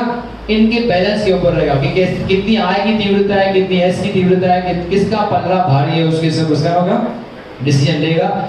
ये जोड़ता है अगर सब पॉजिटिव हो। जैसे मैंने आपको बताया कि मेरे केस में जब हमने आश्रम बनाया तो I भी पॉजिटिव था, E भी पॉजिटिव था, और क्या था? S भी पॉजिटिव था। तो क्या बन गया यहाँ पे? आश्रम बन गया। सब पॉजिटिव तो आश्रम, और सब नेगेटिव हो जाए तो क्या बनेगा यहाँ पे? होटल बनेगा। तो अगर होटल बना होता यानी सब नेगेटिव, और समझो I पॉजिटिव होता भी, तो भी क्या है? इसकी एक विशेषता है। क्या? ये पक्ष लेता है उसका जिसका पल्ला भारी हो, लेकिन जिसका पल्ला कमजोर है ना, उसकी इंटेंसिटी को भी ये क्या कर देता है? नेगेटिव में कन्वर्ट कर देता है। समझो मेरा पॉजिटिव था, I+2 था, ठीक है, E+4 था, S-8 है। जैसे आपको मैंने बताया कुछ लोग यहाँ पे आने वाले थे लेकिन नहीं आ पाए, क्योंकि क्या है? संडे को क्या है? उनके घर में पार्टी है, तो S-8 है। I और E कितना था? +2+4, उसकी तीव्रता कितनी हो गई? दोनों को जोड़ेंगे तो I और E कंबाइन कितना हो गया? +6, और ये कितना है इसका? -8। तो M किसका फेवर करेगा? किसका पक्ष लेगा? जिसका पल्ला भारी है, S का। यानी वो आपको इस कोर्स में आने नहीं देगा। लेकिन प्रॉब्लम क्या है कि खाली इसको फेवर नहीं करता है, -8 को तो सपोर्ट करेगा, लेकिन जो +6 था इसका, उन दोनों का, उनको भी क्या करेगा? वो माइनस में कन्वर्ट कर देता है, क्योंकि जिसका पल्ला भारी है वो पॉजिटिव को भी क्या कर देता है? नेगेटिव में कन्वर्ट करता है, और फिर वो आदमी -14 के साथ कभी वर्ग में आ नहीं सकता है। अगर टाई हो गई तो, टाई कभी कभी होती है ना मैचेस में होती है, वर्ल्ड कप में भी टाई हुई थी, इंग्लैंड वर्सेस न्यूजीलैंड। तो टाई हो गई तो क्या होता है भाई? टाई करेगा तो टॉस नहीं करेगा, ये इसके पास, बेचारे के पास छोटा सा ऐसा वोट रहता है। कभी कभी होता है ना पार्लियामेंट में टाई होती है तो एक आदमी को विशेष वोट होता है, वो वोट जिसको डालेगा वो आदमी, वो पक्ष क्या हो जाता है? जीत जाता है। तो उसके बाद भगवान ने एक छोटा सा पावर दिया है, छोटा सा पॉजिटिव वोट दिया है, किसको? M को। तो अगर दोनों के बीच में टाई है, यानी आपके मन में चल रहा था कोर्स करने जाएं नहीं जाएं, दोनों की वाइब्रेशंस क्या थी? इक्वल थी। हाँ, जाना भी चाहिए, वो भी इंपॉर्टेंट है, कोर्स इंपॉर्टेंट है, ये पार्टी भी है, पार्टी भी इंपॉर्टेंट है, कोर्स भी इंपॉर्टेंट है। दोनों के बीच में आप फंस गए और दोनों का बैलेंस हो रहा है, तो फिर आप क्या करोगे? M केंद्र आपका वोट डालेगा किसमें? पॉजिटिव वोट डालेगा, क्योंकि इसके बाद नेगेटिव कुछ भी अपनी इंटेंसिटी रहती नहीं है, तो पॉजिटिव पक्ष को सपोर्ट करेगा। तो ऐसा कभी कभी हम सोचते हैं ना, जाए न जाए, जाए न जाए, फिर भी हम जाते हैं। क्यों? क्योंकि M केंद्र आपका पॉजिटिव वोट बैलेंस में किस में डालता है? वो पॉजिटिव पक्ष में वो वोट डालता है, इसलिए हम वो कार्य करते हैं। संस्कृत में इसको कहते हैं मनस, अथवा लैटिन में इसको कहते हैं मेंस कहते हैं, जिसका मतलब होता है, सचमुच का मतलब होता है क्या? मन। मन एक्चुअली जो है ना हमारा, वो ओरिजिनली मन कौन है भाई? ये है, क्योंकि इसी के माध्यम से सारी क्रियाएं करते हैं हम लोग, शारीरिक और मानसिक क्रियाएं सब करवाता कौन है हमसे? ये मोटिलिटी केंद्र, या तो मेंस, या तो मनस, या तो इसको बोलते हैं मन भी कहते हैं। इसकी तीव्रता होती है कितनी? या तो +2 होती है या तो होती है 0। ये कभी भी माइनस में नहीं होता है। समझ में आई बात? आई की कितनी थी तीव्रता? +2 -2। ई की +4 -4। एस की +8 -8। इसकी कितनी है? +2 और 0 माइनस नहीं होता है। इसलिए कभी कभी हमारा डिसीजन पेंडिंग होता है, करे ना करे तो अपना प्लस वोट किस में डालता है? ये पॉजिटिव में डालता है। इसलिए हम लोग वो काम फिर कर लेते हैं। तो यहाँ पे IESM का कॉन्सेप्ट समझा? ये बेस है। इसके हिसाब से इसने कहा ना कि आध्यात्मिक सफलता के कानून नियम क्या है, वो इसके इंट्रोडक्शन बताएंगे। जब तक ये ज्ञान हासिल ना होना कि आय का मतलब क्या है, उसकी प्रॉपर्टीज क्या है, ई की प्रॉपर्टी क्या है, एस की प्रॉपर्टी क्या है, तब तक ये मन का खेल समझना क्या होता है, मुश्किल होता है। इसलिए कहा था मैंने आपको कि क्यों हम लोग डिसीजंस तो बड़े बड़े लेते हैं, new year resolutions, birthday resolutions. लेता कौन है? आई सेंटर बेचारा ले लेता है इमोशंस में आके, लेकिन बाद में एस केंद्र उसको लागू करने देता नहीं है। इसलिए हमारी सारी रेजोल्यूशंस क्या हो जाती है? फेल हो जाती है। क्योंकि हम लोग क्या करते हैं, घाई में उस समय भावनाओं में बह के डिसीजंस लेते हैं, जिसका रिवर्स, क्योंकि हम लोगों ने एस की परमिशन लेते नहीं है, एस की सहमति लेते नहीं है। और कभी कभी आय समझता है कि मैं बॉस हूं और मैं जो डिसीजन लूंगा अच्छा लूंगा और मैं सही निर्णय लेता हूं, इसलिए वो ई और एस से कम्युनिकेट नहीं करता है, जिसका उल्टा कर देते हैं आपके नेगेटिव इमोशंस और आपके नेगेटिव एस सेंटर। तो इस प्रकार से ये सेंटर्स की जानकारी आपको बहुत आगे तक मदद करेगी। अब हम जाते हैं सबसे इंपॉर्टेंट समस्या डॉक्टर सहज जी के हिसाब से स्पिरिचुअलिटी में।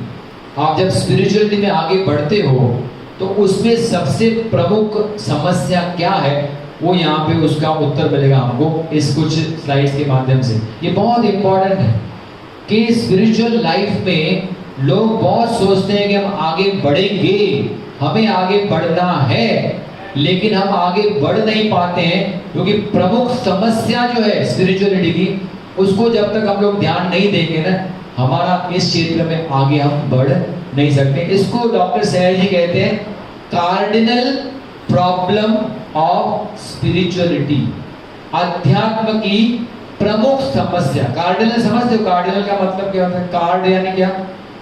कार्ड का मतलब होता है हार्ट। हार्ट कितना इंपॉर्टेंट ऑर्गन है। हार्ट न चले तो कैसे हम लोग जी पाएंगे? नहीं जी पाएंगे। तो इस प्रकार से ये जो समस्या यहाँ पे बता रहे हैं, उसको का नाम दिया क्या? Cardinal problem of spirituality. और जब तक इसको एड्रेस नहीं किया तब तक हम लोग आगे नहीं बढ़ पाएंगे। अब हमारा उद्देश्य क्या है भाई? आपको मैंने कल बताया हमारा उद्देश्य क्या है। सभी ज़ैन योगियों का उद्देश्य क्या है? CCS तक पहुंचना। तो हमारा उद्देश्य है CCS, और वहां जाने तक पहुंचने के लिए हमें कुछ ना कुछ प्रैक्टिकल अभ्यास चाहिए, कुछ तो चाहिए ना। उसमें से कुछ अभ्यास मैंने आज आपको सुबह कराया। क्या क्या कराया आपको मैंने आज?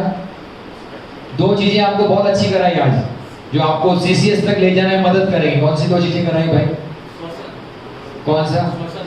3 स्टेप रिदमिक ब्रीदिंग, उसका अभ्यास कराया, वो आपको CCS लेके जाने में मदद करेगा। और एक चीज कराई, आसन का अभ्यास, क्योंकि आसन के अभ्यास से कौन से सेंटर्स की तीव्रता कम होती है। अभी आप समझ गए कि देखो E और S की कितनी इंटेंसिटी है? +4 -4 और +8 -8। I की कितनी है? +2 -2। तो आसनों का अभ्यास करने से क्या होता है? E और S की क्या होती है? इंटेंसिटी कम करने में मदद होती है। और अगर लंबे समय तक आसनों का अभ्यास किया तो क्या हो जाता है? E और S टेम्परेरी बंद कर दिए जाते हैं, और जैसे ही ये बंद होते हैं तो क्या खुलता है भाई ऑटोमेटिकली? Section 2B। और उसका डायरेक्ट कम्युनिकेशन किसके साथ है? आय के साथ। तो जो भी समस्या आय में लोगे वो सेक्शन 2B के पास जाएगी, उसका इंट्यूशन के माध्यम से आपको क्या मिलता है? आंसर मिलता है। यही मेन उद्देश्य है आसनों का, और कोई उद्देश्य नहीं है कि आपको इंट्यूशन के माध्यम से ज्ञान प्राप्त हो कि आगे जाके चीजें क्या घटने वाली है। तो यही कह रहे हैं कि हमारा उद्देश्य CCS तक है, उसके लिए पहुंचने के लिए हमको व्यवहारिक अभ्यास चाहिए, एक प्रैक्टिकल अभ्यास चाहिए, जो आपको हमने यहाँ पे सिखाया, या जो 2 दिनों में आपको पूरा अभ्यास हम यहाँ पे सिखाएंगे कि कैसे आपको CCS तक पहुंचना है। उसके लिए किन किन चीजों के ऊपर आपको नियंत्रण लाना है। लेकिन यहाँ पे क्या बता रहे हैं डॉक्टर साहब जी, किसी भी व्यवहारिक अभ्यास का, किसी भी प्रैक्टिकल अभ्यास का लाभ नहीं होता है जब तक हम प्रमुख समस्या पर विचार नहीं करते। कोई भी आपको हम प्रैक्टिकल फॉर्मूला बना के देना, शिवनंदन ये कल जाना है, ये अभ्यास है तुमको, ये करना है, आपको सबको दे दिया आपने अभ्यास कि आपको सीसीएस तक पहुंचना है ना, तो आपको ये प्रैक्टिकल अभ्यास करना है, रेडीमेड फॉर्मूला आपको दे दिया, लेकिन फिर भी वो काम नहीं करेगा। क्यों? क्योंकि जब तक हम लोग क्या करेंगे, इस प्रमुख समस्या की तरफ ध्यान नहीं देंगे, जिसको कहते हैं डॉक्टर साहब जी कार्डिनल प्रॉब्लम ऑफ स्पिरिचुअलिटी, तब तक वो अभ्यास फायदा नहीं देता है। और वो प्रमुख समस्या है क्या, व्हाट इज दैट स्पिरिचुअलिटी का सबसे कार्डिनल प्रॉब्लम क्या है, वो यहाँ पे दिया है कि हम अपने किसी लक्ष्य की खोज में अपनी रुचि और उत्साह को उन असंख्य बाधाओं और विपत्तियों के बावजूद किस तरह से कायम रख पाए। क्या बोल रहे हैं यहाँ पे, अपने किसी लक्ष्य के प्रति अपनी रुचि, रुचि का मतलब क्या होता है, इंटरेस्ट, आवड, मराठी में क्या बोलते हैं इसको, आवड, इंटरेस्ट, और उत्साह, उत्साह का मतलब क्या होता है, एंथुसियाज्म, क्या बोलते हैं उसको, कोई भी चीज करेंगे तो एंथुसियाज्म और इंटरेस्ट के साथ उसको कैसे बरकरार रख पाए अपने लक्ष्य के प्रति। लक्ष्य क्या है आपका, सीसीएस। तो इस सीसीएस के लक्ष्य के प्रति अपना उत्साह और अपनी रुचि कैसे कायम रख पाए उन असंख्य बाधाओं और विपत्तियों के बीच, यही सबसे बड़ा प्रॉब्लम है स्पिरिचुअलिटी का। यहाँ पे आए हो 2 दिन वर्ग में तो बहुत अच्छा लगेगा, हाँ हमारा तो टारगेट है सीसीएस तक पहुंचना, और आपने फॉर्मूला दे दिए, अब हम क्या करेंगे, घर में जाके इसका रोज अभ्यास करेंगे। घर में जाने के बाद असंख्य बाधाएं और विपत्तियां आएंगी, और जो यहाँ पे उत्साह निर्माण हुआ था और जो यहाँ पे रुचि निर्माण हुई थी, वो सारी क्या हो जाती है, खत्म हो जाती है, क्योंकि हमको रूटीन लाइफ जीनी पड़ती है। उस रूटीन लाइफ में जिसने इस उत्साह और रुचि को बनाए रखा, वो ही टेस्ट में सफल जाएगा।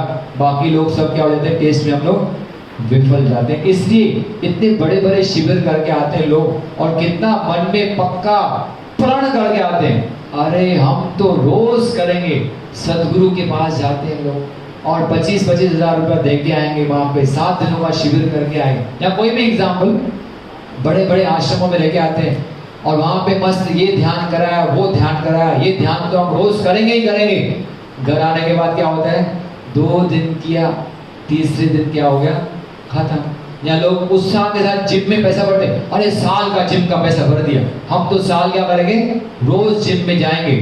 7-8 दिन गए, 10 दिन 15 दिन गए, फिर क्या हो गया, आदमी जाना बंद कर देता है। क्यों? क्योंकि वो रुचि और जो उत्साह के साथ जो पहला था, वो क्या होता है, उसको कायम रख नहीं पाता है। और यही सबसे बड़ा क्या है, cardinal problem of spirituality according to doctor से। लगता है कि नहीं आपको, ये सबसे बड़ी समस्या है कि कितना हम सीखते हैं और कितना हम कोशिश करते हैं करने की, लेकिन हम कर नहीं पाते हैं, क्योंकि रूटीन जब लाइफ में आते हैं ना, तो हमारा उत्साह हम उसको मेंटेन नहीं कर पाते हैं। इस आग को कैसे जलाए रखें, यानी इस उत्साह की आग को, इस रुचि को कैसे जलाए रखें, हमारी परीक्षा रोजमर्रा की नीरस व रूटीन दिनचर्या में ली जाती है, जो हमारे उत्साह को खाली कर देती है। यहाँ से तो बहुत एंथुसियाज्म में गए, घर में जाके फिर घर के लफड़ों में अटक गया आदमी, तो सारा उत्साह क्या हो जाता है, ठंडा पड़ जाता है, सारा इंटरेस्ट क्या हो जाता है, अरे घर के प्रॉब्लम्स को संभाले कि तुम्हारा योग का अभ्यास करें, अरे मुझे पहले घर को संभालना है बाबा, मेरे घर में बहुत सारी समस्याएं हैं, उसको तो मैं हैंडल करूं, उसको हैंडल नहीं कर पाया तो मैं उत्साह, सारा उत्साह क्या हो जाता है आपका, निकल जाता है। ये रूटीन कार्य जो हमको करने पड़ते हैं, वो सबको करने पड़ते हैं, ऐसा नहीं कि हम लोग को करने पड़ते हैं। एक प्रधानमंत्री आदरणीय नरेंद्र मोदी साहब को भी रूटीन कार्य करने पड़ते हैं, और एक हॉलीवुड का हीरो यानी शाहरुख खान को भी क्या करना पड़ता है, कुछ रूटीन होता है जो करना पड़ता है। तो रूटीन कार्य है, रूटीन कार्य क्या करते हैं हम लोग भाई दिन भर, क्या क्या करते हैं कार्य, शिवनंदन क्या करते हो सुबह से लेके, ऑफिस होता है, काम होता है, हाँ काम होता है, अरे खाना खाना रूटीन है, ब्रश करना रूटीन है, स्नान करना, अंघोल करना रूटीन है, और क्या करना, मेकअप करना कुछ लोगों के रूटीन है। तो कहने का मतलब क्या है, और पानी पीना रूटीन है। ये अलग बात है, डॉक्टर सहर जी व्यंग करते हैं यहाँ पे कि एक हॉलीवुड का एक्टर होगा तो वो किससे पानी पिएगा, बॉटल से। एक प्राइम मिनिस्टर होगा तो किससे पानी पिएगा, गिलास में पानी पिएगा। फर्क खाली इतना रहता है, पानी पीना, खाना खाना, कपड़े बदलना, कपड़े धोना, कपड़े करना, ये करना, सारे रूटीन काम हर एक को करने पड़ते हैं। उस रूटीन काम को करते करते आप अपने उत्साह की आग को कैसे जलाए रखो, ये सबसे बड़ा क्या है आपके लिए टेस्ट है, जिसमें लोग, अधिकांश लोग क्या हो जाते हैं, उसमें फेल हो जाते हैं। बिकॉज रूटीन कार्य में जाते हैं जैसे ही, तो फिर ये सब चीजें क्या करते हैं, वो भूल जाते हैं। शानदार असाधारण घटनाएं घटती तो है हमारे जीवन में, लेकिन बहुत ही कभी कभी घटती है, और उनके लिए उत्साह लाना कोई बड़ी बात नहीं है। एक शादी तो हो घर में, जहां साहब के घर में शादी हो जाए, है ना, बच्चे की शादी है, अरे इतना उत्साह के साथ हम काम करते हैं। अभी जब कंचन मैडम गई थी अपनी बेटी के पास, ऐसी उत्साह थी, ऐसी उत्साह थी कि भाई मजा। उधर जाके पता था ये शिविर है, लेकिन फिर भी उधर उत्साह में क्या गई, 15 नहीं दिन, 20 दिन, 25 दिन रह गई।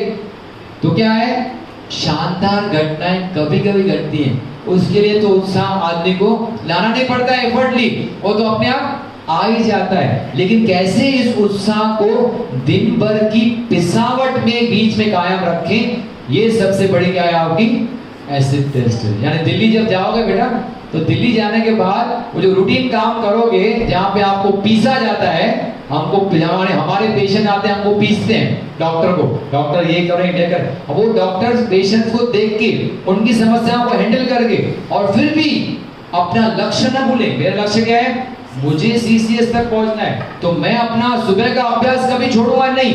कितना भी दिन भर के लोग मेरी शक्ति को खींच के लेके जाएं, लेकिन मुझे शक्ति को, बैटरी को रिचार्ज करने के लिए क्या करना पड़ेगा, मुझे रोज सुबह का योग का अभ्यास करना है। ये उत्साह की आग सब लोग जला के नहीं रख पाते हैं, इसके बैक टू स्क्वायर वन। यहाँ पे सीख के गए, यहाँ पे अच्छा लगा, हमारे गुरुकुल में हम लोग जाते हैं, 7 दिन, एक महीना रह के आते हैं। योगा टीचर्स ट्रेनिंग कोर्स, जैसे मैंने आपको बताया था 7 दिन, वहां पे तो बहुत उत्साह रहता है, और गुरुजी करा रहे हैं, लेक्चर्स चल रहे हैं, चौहान सर के लेक्चर्स चल रहे हैं, बहुत अच्छा लगता है। घर में आने के बाद क्या हुआ रे, घर में आने के बाद दूसरों को योग सिखाएंगे टीचर बन के, खुद का अभ्यास हम क्या करेंगे, भूल जाते हैं। क्योंकि उत्साह और वो रुचि क्या है, योग के अभ्यास के प्रति अभी तक हम लोग ने क्रिएट नहीं किए, और यही सबसे बड़ा क्या है, स्पिरिचुअलिटी का प्रॉब्लम है। और आप किसी गुरु से पूछो, सर गुरु जी हम तो नहीं कर पाते हैं, आपको एक मंत्र बता, आशीर्वाद देता हूं बेटा, जा कर लोगे। अरे आशीर्वाद से थोड़ी उत्साह निर्माण होगा, आशीर्वाद से थोड़ी गहरी रुचि आने वाली है। आशीर्वाद मदद नहीं करता है, यहाँ पे आपका इंटरेस्ट कितना है, आपका उत्साह कितना है, वो बहुत महत्वपूर्ण है। क्योंकि दिन भर की छोटी छोटी घटनाएं हमारे घटती हैं जो हमें चिढ़ पैदा करती है। जाओ तो जाके ऑफिस में बैठो, कोई काम बरोबर नहीं करेगा तो क्या होता है, आदमी चिड़चिड़ापन हो जाता है। ये जो घटना आपके अनुसार नहीं घटी, आदमी तुरंत क्या करता है, वहां पे प्रतिक्रिया करता है और चिड़चिड़पना शुरू हो जाता है। इसमें संतुलन बनाए रखना सबके बस की बात नहीं होती है। आध्यात्मिक जीवन की व्यवहारिकता इन्हीं साधारण गतिविधियों में परखी जाती है। तो आपका जो स्पिरिचुअल लाइफ की जो प्रैक्टिकलिटी है वो ये है शिवनंदन, कि जब आप घर जाओगे तो घर जाने के बाद कुछ उल्टी सुल्टी घटनाएं होंगी। उन घटनाओं के बीच में आपको कैसे खुद को बैलेंस रख पाते हो, उस पे आपकी क्या हो जाएगी, प्रैक्टिकलिटी काउंट की जाएगी। कि उन चीजें, वही चीजें तो घटेंगी, क्योंकि आप तो जाके हिमालय में रहने वाले तो नहीं हो कि साधु महात्मा बन गए, यहाँ से डायरेक्ट हम लोग हिमालय की टिकट निकाल के जा रहे हैं और पहाड़ों में जाके रहेंगे जहाँ पे हमको कोई तंग नहीं करेगा।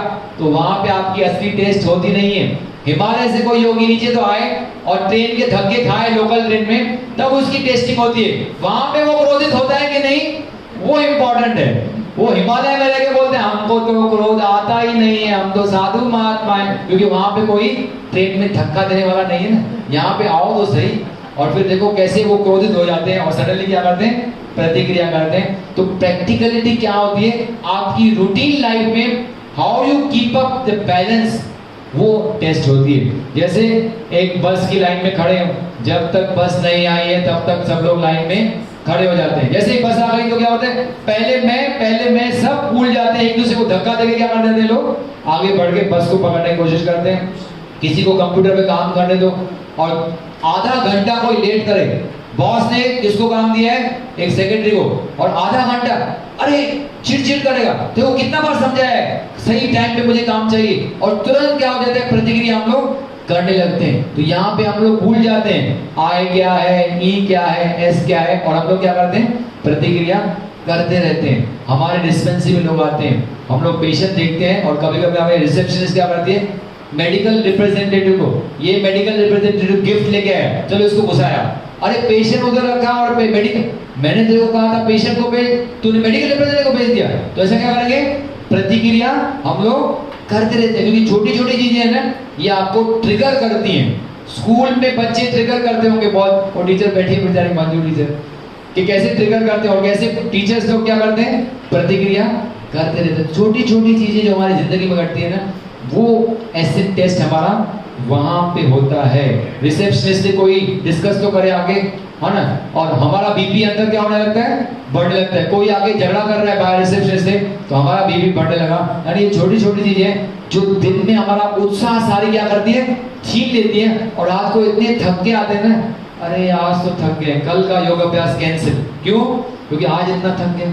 पूरी इमोशनल, पूरी एस सेंटर की सारी एनर्जी क्या कर दी हमने, दिन भर की पिसावट में खर्च कर डाली, और रात को कोई एनर्जी बची नहीं। तो दूसरे दिन का अभ्यास, आज तो रात को मैं 10 घंटा सो जाऊंगा भाई, मैं इतना थक गया हूँ। तो सुबह को 6 बजे उठना था, और सुबह को 6 बजे उठ के अभ्यास करना था, उठता ही आदमी 8 बजे, तो कैसे करेगा अभ्यास। तो अपना लक्ष्य क्या हो गया, एक ही दिन में लक्ष्य क्या हो गया, भूल गया। लक्ष्य क्या था, सीसीएस, उसके लिए अभ्यास भी दिया था आपको, यहाँ पे रेडीमेड फॉर्मूला दिया था, लेकिन घर जाने के बाद ये सारा उत्साह क्या हो जाता है, पिघल जाता है। यही सबसे बड़ा क्या है, स्पिरिचुअलिटी क्षेत्र में बिग प्रॉब्लम है अकॉर्डिंग टू डॉक्टर सहज जी।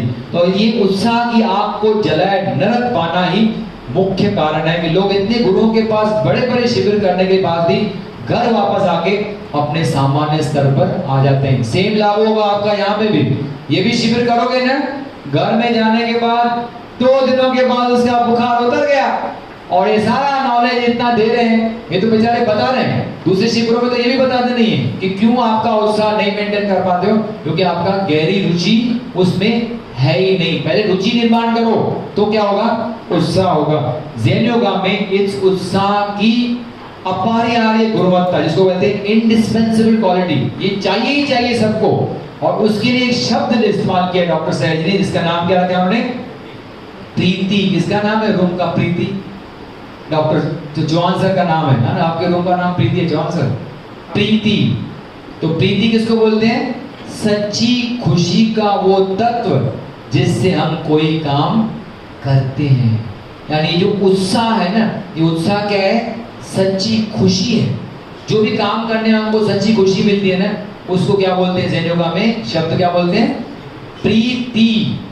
रियल उत्साह, रियल एंथुसियाज्म, जिससे हम कोई खुशी से कोई काम, और खुशी नहीं होगी तो क्या काम करोगे भाई, काम करने में, अभ्यास करने में आपको खुशी मिलती नहीं हो तो उस अभ्यास को करोगे कैसा, इसलिए हम वो करते नहीं है। ये उत्साह जो है क्रिएटिविटी लाता है, यानी जब उत्साह से कोई काम करते हो ना, तो हर एक चीज में क्या होता है, क्रिएटिविटी आती है, यानी अलग पना आता है, अलग एक्सपीरियंस आता है, जिससे क्या होता है, नयापन आता है और बोरियत निकल जाती है। तो अल्टीमेटली हम लोग कोई काम नहीं करते, उसका कारण क्या होता है कि वी फील बोर्ड, है ना। रूपेश कभी भी कविताओं के मामले में रूपेश कभी बोर नहीं फील करेगा, क्योंकि क्या है, उसका गहरी रुचि है, गहरा क्या है, इंटरेस्ट है, उत्साह है। लेकिन हो सकता है योग के मामले में वो थोड़ा दुर्लक्ष्य करे, है ना, वो शायद उसका इंटरेस्ट नहीं हो तो इतना उत्साह के साथ ना आए। तो कहने का मतलब क्या है, ये डीप इंटरेस्ट बहुत इंपॉर्टेंट है, और जैसे ही आपको डीप इंटरेस्ट और उत्साह आता है ना, तो क्रिएटिविटी आती है। देखो किस प्रकार से अपनी कविताओं में वो क्रिएटिविटी लाता है, अलग अलग कविताएं कल से सुनाएगा, अभी 8 दिनों तक, आप 2 दिनों तक आपको कविताएं सुनाते रहेगा अलग अलग। क्यों, क्योंकि उत्साह है ना, उत्साह से क्या आती है, क्रिएटिविटी आती है, उससे बोरियत क्या हो जाती है, ये कभी आदमी बोर नहीं होगा। कभी ना मैं कभी बोर होऊंगा ज़ेन योगा का टीचिंग्स में, कभी नहीं, क्योंकि मेरा क्या है, वो प्रीति क्या हो गई है, जुड़ गई है। उत्साह इतना ज्यादा है कि आप बोलोगे रात को 12 बजे उठ के भी ज़ेन योगा टीचिंग कर, तो हाँ चलो चलो करते हैं। कौन आ रहा है, आ जाओ 2-4 स्टूडेंट आ जाओ, मैं आपको ज़ेन योगा सिखाता हूँ। तो इस प्रकार से उत्साह होता है, तो उससे क्या होती है, क्रिएटिविटी आती है। उत्साह की पहली शर्त है किसी विषय, वस्तु अथवा व्यक्ति में क्या होना, गहरी रुचि होना। उत्साह तभी क्रिएट हो सकता है जब आपका क्या होगा, किसी चीज में क्या होगा, डीप इंटरेस्ट होगा, जिसको बोलते हैं गहरी रुचि। क्या आप बिना रुचि के उत्साह की कल्पना कर सकते हो, है ना, कि रुचि तो है ही नहीं, इंटरेस्ट है नहीं, फिर भी उत्साह हो जाए, ऐसा कभी होता नहीं। अगर किसी चीज में आपको उत्साह चाहिए, यानी एंथुसियाज्म चाहिए, तो उस चीज में आपका गहरा इंटरेस्ट होना चाहिए। और क्योंकि गहरा इंटरेस्ट होता नहीं है हमारा योग के प्रति, इसलिए उत्साह निर्माण होता नहीं है, इसलिए हम उसको कायम नहीं रख पाते। और जो बाधाएं हमारे दिनचर्या में आती है, रूटीन में, हम उसमें उलझ के रह जाते हैं और अपने लक्ष्य को क्या कर जाते हैं, भूल जाते हैं। अब इसका और भी थोड़ा विवेचन किया है, डीप इंटरेस्ट के बारे में हम लोग समझेंगे, क्योंकि हमारे पास समय ब्रेक का हो चुका है। 10:45 को हमको ब्रेक करनी है, 10:48 हुआ है, तो हम आपके ब्रेक के समय को कॉम्प्रोमाइज नहीं करेंगे। कुछ पार्ट है इस लेक्चर का जो हम अगले लेक्चर में कवर कर लेंगे, ठीक है। तो यही बता रहे हैं हम लोग, यहाँ पे रुके थे कि आप बिना रुचि के उत्साह की कल्पना कर सकते हैं। अब गहरी रुचि होती है जिसको बोलते हैं डीप इंटरेस्ट, उसका अपोजिट हमको क्या लगेगा, या तो गहरी रुचि है या तो रुचि है ही नहीं, क्या बोलते हैं उसको, अरुचि। गहरी रुचि या तो क्या होना चाहिए, उसका अपोजिट अरुचि। लेकिन डॉक्टर सहर जी कहते हैं ऐसा हो तो फिर भी चल जाएगा, लेकिन ऐसा है नहीं। गहरी रुचि का अपोजिट अरुचि नहीं है, उसको बोलते हैं छिछली रुचि। क्या बोलते हैं उसको, सतही। सतही यानी सुपरफिशियल इंटरेस्ट। यहाँ तो क्या है, डीप इंटरेस्ट है, यहाँ तो डिसइंटरेस्ट नहीं है, क्या है, सुपरफिशियल, ऊपर ऊपर से सतही रुचि, जिसको उपयुक्त शब्द दिया है उन्होंने। क्या शब्द दिया है उपयुक्त, क्षणिक उत्तेजनावाद, जिसको नाम बोलते हैं इंग्लिश में सेंसेशनलिज्म। सेंसेशनल न्यूज, अच्छा लगता है ना सबको, 10 मिनटों में 50 खबरें, इसको बोलते हैं सेंसेशनलिज्म, क्षणिक उत्तेजनावाद। 50 खबरों में किसी में भी हमारा इंटरेस्ट नहीं है गहरा, लेकिन फिर भी हम क्या करते हैं, उनको सुनते हैं, क्योंकि हमारा क्या है, उसमें सुपरफिशियल छिछली रुचि होती है। अब क्या कारण है गहरी रुचि न होने का, क्योंकि डॉक्टर सहर जी कहते हैं हमको किसी चीज में गहरी रुचि क्यों नहीं होते हैं, क्योंकि हम 2 चीजें मेन फैक्टर से इसमें रिस्पॉन्सिबल है। पहला है फैक्टर गति, और दूसरा है क्या करते हैं हम लोग, जिंदगी क्या कहते हैं, सुपरफिशियल स्तर पे जीते हैं। हम लोग क्या करते हैं, जिंदगी हमारी सुपरफिशियल स्तर पे रहते हैं, इसलिए हमारी गहरी रुचि नहीं होती है।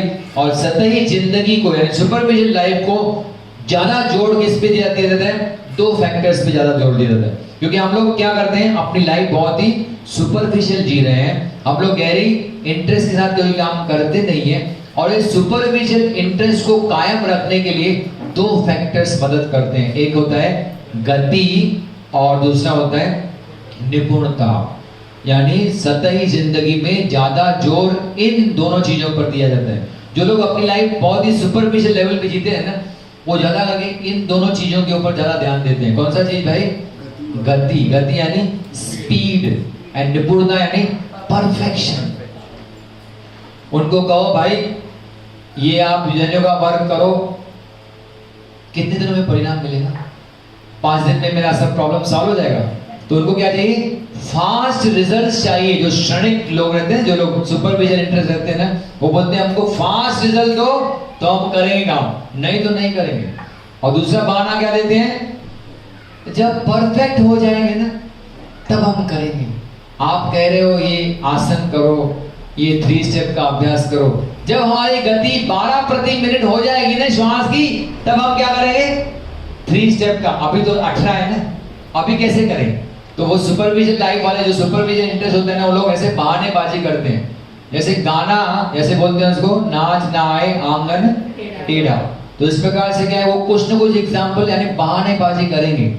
अरे लेकिन इस बात को कभी समझा ही नहीं कि practice makes the man perfect. अभी आपको परफेक्शन नहीं हो सकता है, आपकी 12 प्रति मिनट श्वास की गति नहीं है, लेकिन जब रोज 6 महीना किताब को पेट पे रखोगे और आधा घंटा अभ्यास करोगे तो वही गति जो अभी 18 से 20 चल रही है प्रति मिनट, जिसकी वजह से आपका मन विचलित है, वो क्या हो जाएगा 12 हो जाएगी। लेकिन उसके लिए एक तो स्पीड की आवश्यकता नहीं, घाई नहीं करनी है, और दूसरा परफेक्शन के लिए वेट नहीं करना है काम शुरू धीरे धीरे प्रैक्टिस करोगे तो परफेक्ट हो जाओगे। हम सब भयानक जल्दबाजी में होते हैं। डॉक्टर सर जी कहते हैं वहां पहुंचने के लिए जहां पर हम यहां से बेहतर नहीं होते हैं।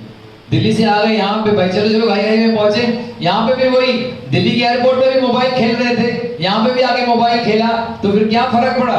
लेकिन हमको क्या रहते हैं मन में, जल्दी जाके क्या करें हम अपने डेस्टिनेशन पे पहुंच जाए, एक घाई मन में रहती है। इस तेज और उथली जिंदगी को चलाते रखने के लिए मानसिक बहलावों की जरूरत पड़ती है, क्योंकि लाइफ हम बहुत फास्ट जी रहे हैं, फास्ट लाइफ है ना आपकी, तो फास्ट लाइफ में क्या लगता है, कुछ ना कुछ किक्स लगते हैं। क्या लगते हैं? मानसिक बहलाव, जिसको शॉर्ट फॉर्म में क्या नाम दिया है उन्होंने, किक्स लगते हैं, उसकी जरूरत पड़ती है। ये सुपरफिशियल लाइफ जो जीते हैं ना, जिनका कोई ज्यादा इंटरेस्ट रहता नहीं है ना, उनको अपनी लाइफ को इंटरेस्ट बनाए रखने के लिए सुपरफिशियली उनको छोटे छोटे क्या लगते हैं, किक्स लगते हैं। किक्स कौन से किक्स हैं? जहाँ पे डॉक्टर साहब जी बढ़िया बताते हैं। किसी को लगता है गम का साथी है रम, यानी ये दारू पीने की आदत लग जाती है लोगों को, भाई ये है ना, इससे हमारा मन बहल जाता है। कहते हैं ना, हम पीते हैं तो हमारा क्या होता है, हमारा मानसिक तनाव क्या हो जाता है भाई, कम हो जाता है। ये क्या लगता है उनको, ये किक है। कुछ लोगों को सेक्स लगता है, भाई हम सेक्स करते हैं तो हमारा क्या होता है, तनाव कम हो जाता है, वो सुपरफिशियल किक्स उनको चाहिए। कुछ लोगों को नींद नहीं आती है तो नींद लेने की गोलियां लेते हैं, वो उनके लिए क्या है, वो किक्स हैं जो उनको नींद करने में मदद करती है। कुछ लोगों को तो स्वादिष्ट भोजन चाहिए, स्वादिष्ट भोजन खाए तो जो काम वो करा लेंगे, आप कर लेंगे वो, क्योंकि आज आपने क्या किया, उनको स्वादिष्ट भोजन कराया। वो भी किस प्रकार की किक होती है। कुछ लोगों को तो आजकल बस मोबाइल में बैठे हैं और सारा दिन कुछ ना कुछ सीरियल्स देखते हैं, क्या करें, बोर हो रहे हैं अकेला, तो क्या कर रहे हैं, फास्ट न्यूज देखेंगे, सीरियल्स देखेंगे, मर्डर मिस्ट्रीज देखेंगे। ये भी किस लोगों के लिए क्या हो सकती है, किक हो सकती है। और कुछ लोग अपने मोबाइल में बैठ के क्या देखेंगे, क्रिकेट, इंडिया इंग्लैंड का कितना स्कोर हुआ है, आईपीएल में क्या चल रहा है, ये क्या चल रहा है, वो चल रहा है, क्योंकि उसमें क्या है, उनका सुपरफिशियल इंटरेस्ट है। तो उससे प्रकार से वो अपने को मानसिक बहलावों में खुद को उलझाए रखते हैं। और कुछ लोग तो गुरु लोगों के पास भी क्या करते हैं, मन को बहलाने का क्या करें, वो गुरु लोग के पास जाते हैं, वो प्रवचन चलता है, कुछ स्टोरीज बताते हैं गुरुजी, उनमें हमारा मन क्या हो जाता है, बह जाता है, अच्छा लगता है, मन को अच्छा लगा, और फिर अंत में सत्संग के अंत में क्या मिलता है, प्रसाद। तो प्रसाद मिलता है, तो कुछ लोग तो उसके लिए भी जाते हैं, ये भी उनके लिए क्या है, एक प्रकार का मानसिक बहलाव या तो किक होता है। और सबसे बड़ा मानसिक बहलाव आजकल के जमाने में है मोबाइल फोन, जिसके कारण हम सब उलझे हुए हैं और अपनी लाइफ बहुत ही सुपरफिशियली जी रहे हैं, क्योंकि ये किक लगता है। अरे एक दिन तो मोबाइल साथ में ना हो, आदमी बिल्कुल क्या हो जाता है, बिल्कुल ऐसा हो जाता है जैसे अस्वस्थ हो गया। मोबाइल के बिना हमारा जिंदगी क्या हो जाती है, अस्वस्थ हो जाती है, क्योंकि ये एक बड़ी मानसिक बहलाव है, तो किक हमारे जिंदगी में आ चुकी है। अब सच्ची आध्यात्मिकता तो मुख्य रूप से गहरी अनुभूति का विषय है। अगर आपको ट्रू स्पिरिचुअलिटी में आगे बढ़ना है तो वो तो अनुभव जब तक नहीं आएंगे तब तक आपको आगे नहीं बढ़ सकते हो। आपको मैंने करा दिया, आपको कह तो दिया कि ज़ेन योगा का ब्रह्मास्त्र है 3 स्टेप रिदमिक ब्रीदिंग, लेकिन आप तब तक करोगे नहीं जब तक आपको उससे अनुभव नहीं आएंगे। मैं क्यों करने लगा, क्योंकि मुझे पहले दिन से उसको क्या हो गया, अनुभव आने लगे। तो मैंने शुरुआत में 5 मिनट 10 मिनट 15 मिनट शुरू किया और धीरे धीरे बढ़ाते आधा घंटा उसको करने लगा। पहली ज़ेन योगा की प्रक्रिया जो मैंने शुरू की थी वो थी 3 स्टेप रिदमिक ब्रीदिंग। तो जैसे जैसे अनुभव आएंगे तो इंटरेस्ट क्या हो जाता है, उसमें बढ़ जाता है, उत्साह क्या हो जाता है, उसमें बढ़ जाता है। बिना अनुभव के उत्साह कैसे निर्माण हो सकता है। तो वही कह रहे हैं, सच्ची आध्यात्मिकता तो गहरी अनुभूति का विषय है, न कि बहलाव। अगर आप सिर्फ बहलाव खोजोगे तो आध्यात्मिक क्षेत्र में आगे बढ़ोगे नहीं। जब तक हम हमारे मन को उतले स्तरों पर काम करने देंगे, हमें गहरे अनुभव प्राप्त नहीं होंगे। और बिना गहरे अनुभवों के, ध्यान देना कितना बढ़िया बता दे डॉक्टर सहज जी, कि जब तक आपको अनुभव नहीं आए तब तक आपको क्या होता है, संभोग की गुदगुदाहट तो मिल सकती है लेकिन प्रेम नहीं मिल सकता। अनुभव प्रेम में ही आता है। वो अनुभव जिसको प्रेम में आ गया ना, गहराई में चला गया ना, उसको संभोग की गुदगुदाहट मजा नहीं देगी। और जो लोग सुपरफिशियल लाइफ जीते हैं ना, वो प्रेम को जाए भाड़ में, हम तो क्या करेंगे, सेक्स से अपने आप को सेटिस्फाई कर देंगे। तो संभोग की गुदगुदाहट तो मिलेगी लेकिन प्रेम नहीं मिल सकता है। दावतें तो मिल सकती है बिना अनुभव के, लेकिन दोस्ती तो अनुभव से ही मिलेगी। अनुभव होंगे तभी तो गहरी दोस्ती बनती है ना। एक दूसरे का अनुभव होता है पॉजिटिव, तभी तो आदमी को दोस्ती कायम रख पाता है। तो दावतें मिल जाएगी लेकिन दोस्ती नहीं। कट्टर धार्मिक धारणा तो मिल जाएगी। कुछ लोग होते हैं ना कट्टर, हम लोग बहुत ही कट्टर भक्त हैं भाई। हम लोग खुद को क्या बोलते हैं, ये कट्टर, इस पंथ को मानते हैं हम लोग। तो वो तो मिल जाएगा लेकिन भक्ति वो क्या हो जाती है, लुप्त हो जाती है जब तक आपको गहरे अनुभव आए नहीं है। प्रतिष्ठा तो मिल सकती है लेकिन चरित्र नहीं मिल सकता। कोई आदमी फेमस तो हो सकता है लेकिन कैरेक्टर का क्या करोगे, जब तक अनुभव नहीं आए, जब तक डीप इंटरेस्ट नहीं जागा, तब तक कैरेक्टर नहीं बनेगा। सिर्फ मानसिक बहलावों में सारा दिन उलझे रहोगे तो आपका चरित्र उससे बनता नहीं है। हो सकता है इन बहलावों की वजह से आईपीएल खेल के, सट्टा लगा के पैसे तो बहुत कमा लोगे, हो सकता है आपका नाम भी बहुत हो जाएगा, लेकिन आपका कैरेक्टर उससे बनता नहीं है जब तक आपको अनुभव नहीं है। धर्मशास्त्र तो मिल सकता है लेकिन धर्म जो है वो आपको मिल नहीं सकता। कहते हैं केवल अनुभूति की गहराई ही आध्यात्मिकता का मापदंड है। यानी अगर आपको खुद को जज करना है कि मैं आध्यात्मिक क्षेत्र में आगे बढ़ रहा हूं कि नहीं, उसका मापदंड एक ही है कि आपको इस क्षेत्र में कितने अनुभव आए हैं। जितने ज्यादा अनुभव आएंगे उतना ही क्या होगा, उत्साह और रुचि बढ़ते जाएगी। और वही मापदंड है आपके आध्यात्मिक क्षेत्र का। और ये निर्भर नहीं करता है आदमी के कार्य पे, ये कौन सा कार्य कर रहे हो, वो आपका निर्भर नहीं करता है कि आप कितने गहराई में जा रहे हो। एक स्टॉक एक्सचेंज वाला जो काम कर रहा है, आईटी सेक्टर में काम कर रहा हो, या एक वैश्यागृह में कोई काम कर रहा हो, वो ज्यादा आध्यात्मिक हो सकता है किसके मुकाबले, एक आदमी जो चर्च में पादरी हो या एक आदमी जो आश्रम में काम कर रहा हो ना। आश्रम में काम करने वाले भी अगर सारा दिन बैठ के मोबाइलों के ऊपर बैठे और टाइम पास कर रहे हैं तो उनके आश्रम में काम करने का उनका कोई फायदा होता नहीं, क्योंकि आश्रम में काम करने का वो जो अनुभव है उनको आया ही नहीं, वो कभी गहराई में उसने काम में उतरे ही नहीं है। जबकि स्टॉक एक्सचेंज में काम करने वाला हो सकता है सिंसियर आदमी हो और उसको बहुत ही सिंसियरली अपना काम कर रहा हो, तो उसको ज्यादा गहरे अनुभव आएंगे। उसको हम कहेंगे कि ये ज्यादा आध्यात्मिक क्षेत्र में क्या है, आगे बढ़ेगा, और न कि वो जो अब मंदिर और चर्चों में और क्या कर रहा है, आश्रमों में काम कर रहा है। तो किस क्षेत्र में आप काम कर रहे हो उससे इंपॉर्टेंट नहीं है, आपका इंटरेस्ट कितना है, आपका उत्साह कितना है, वो बताता है कि आप आध्यात्मिक क्षेत्र में आगे बढ़ोगे कि नहीं। अनीश, इस प्रकार से यहाँ पे हम लोग ये सेकंड लेक्चर जो हमारा बैकलॉग था पूरा किया।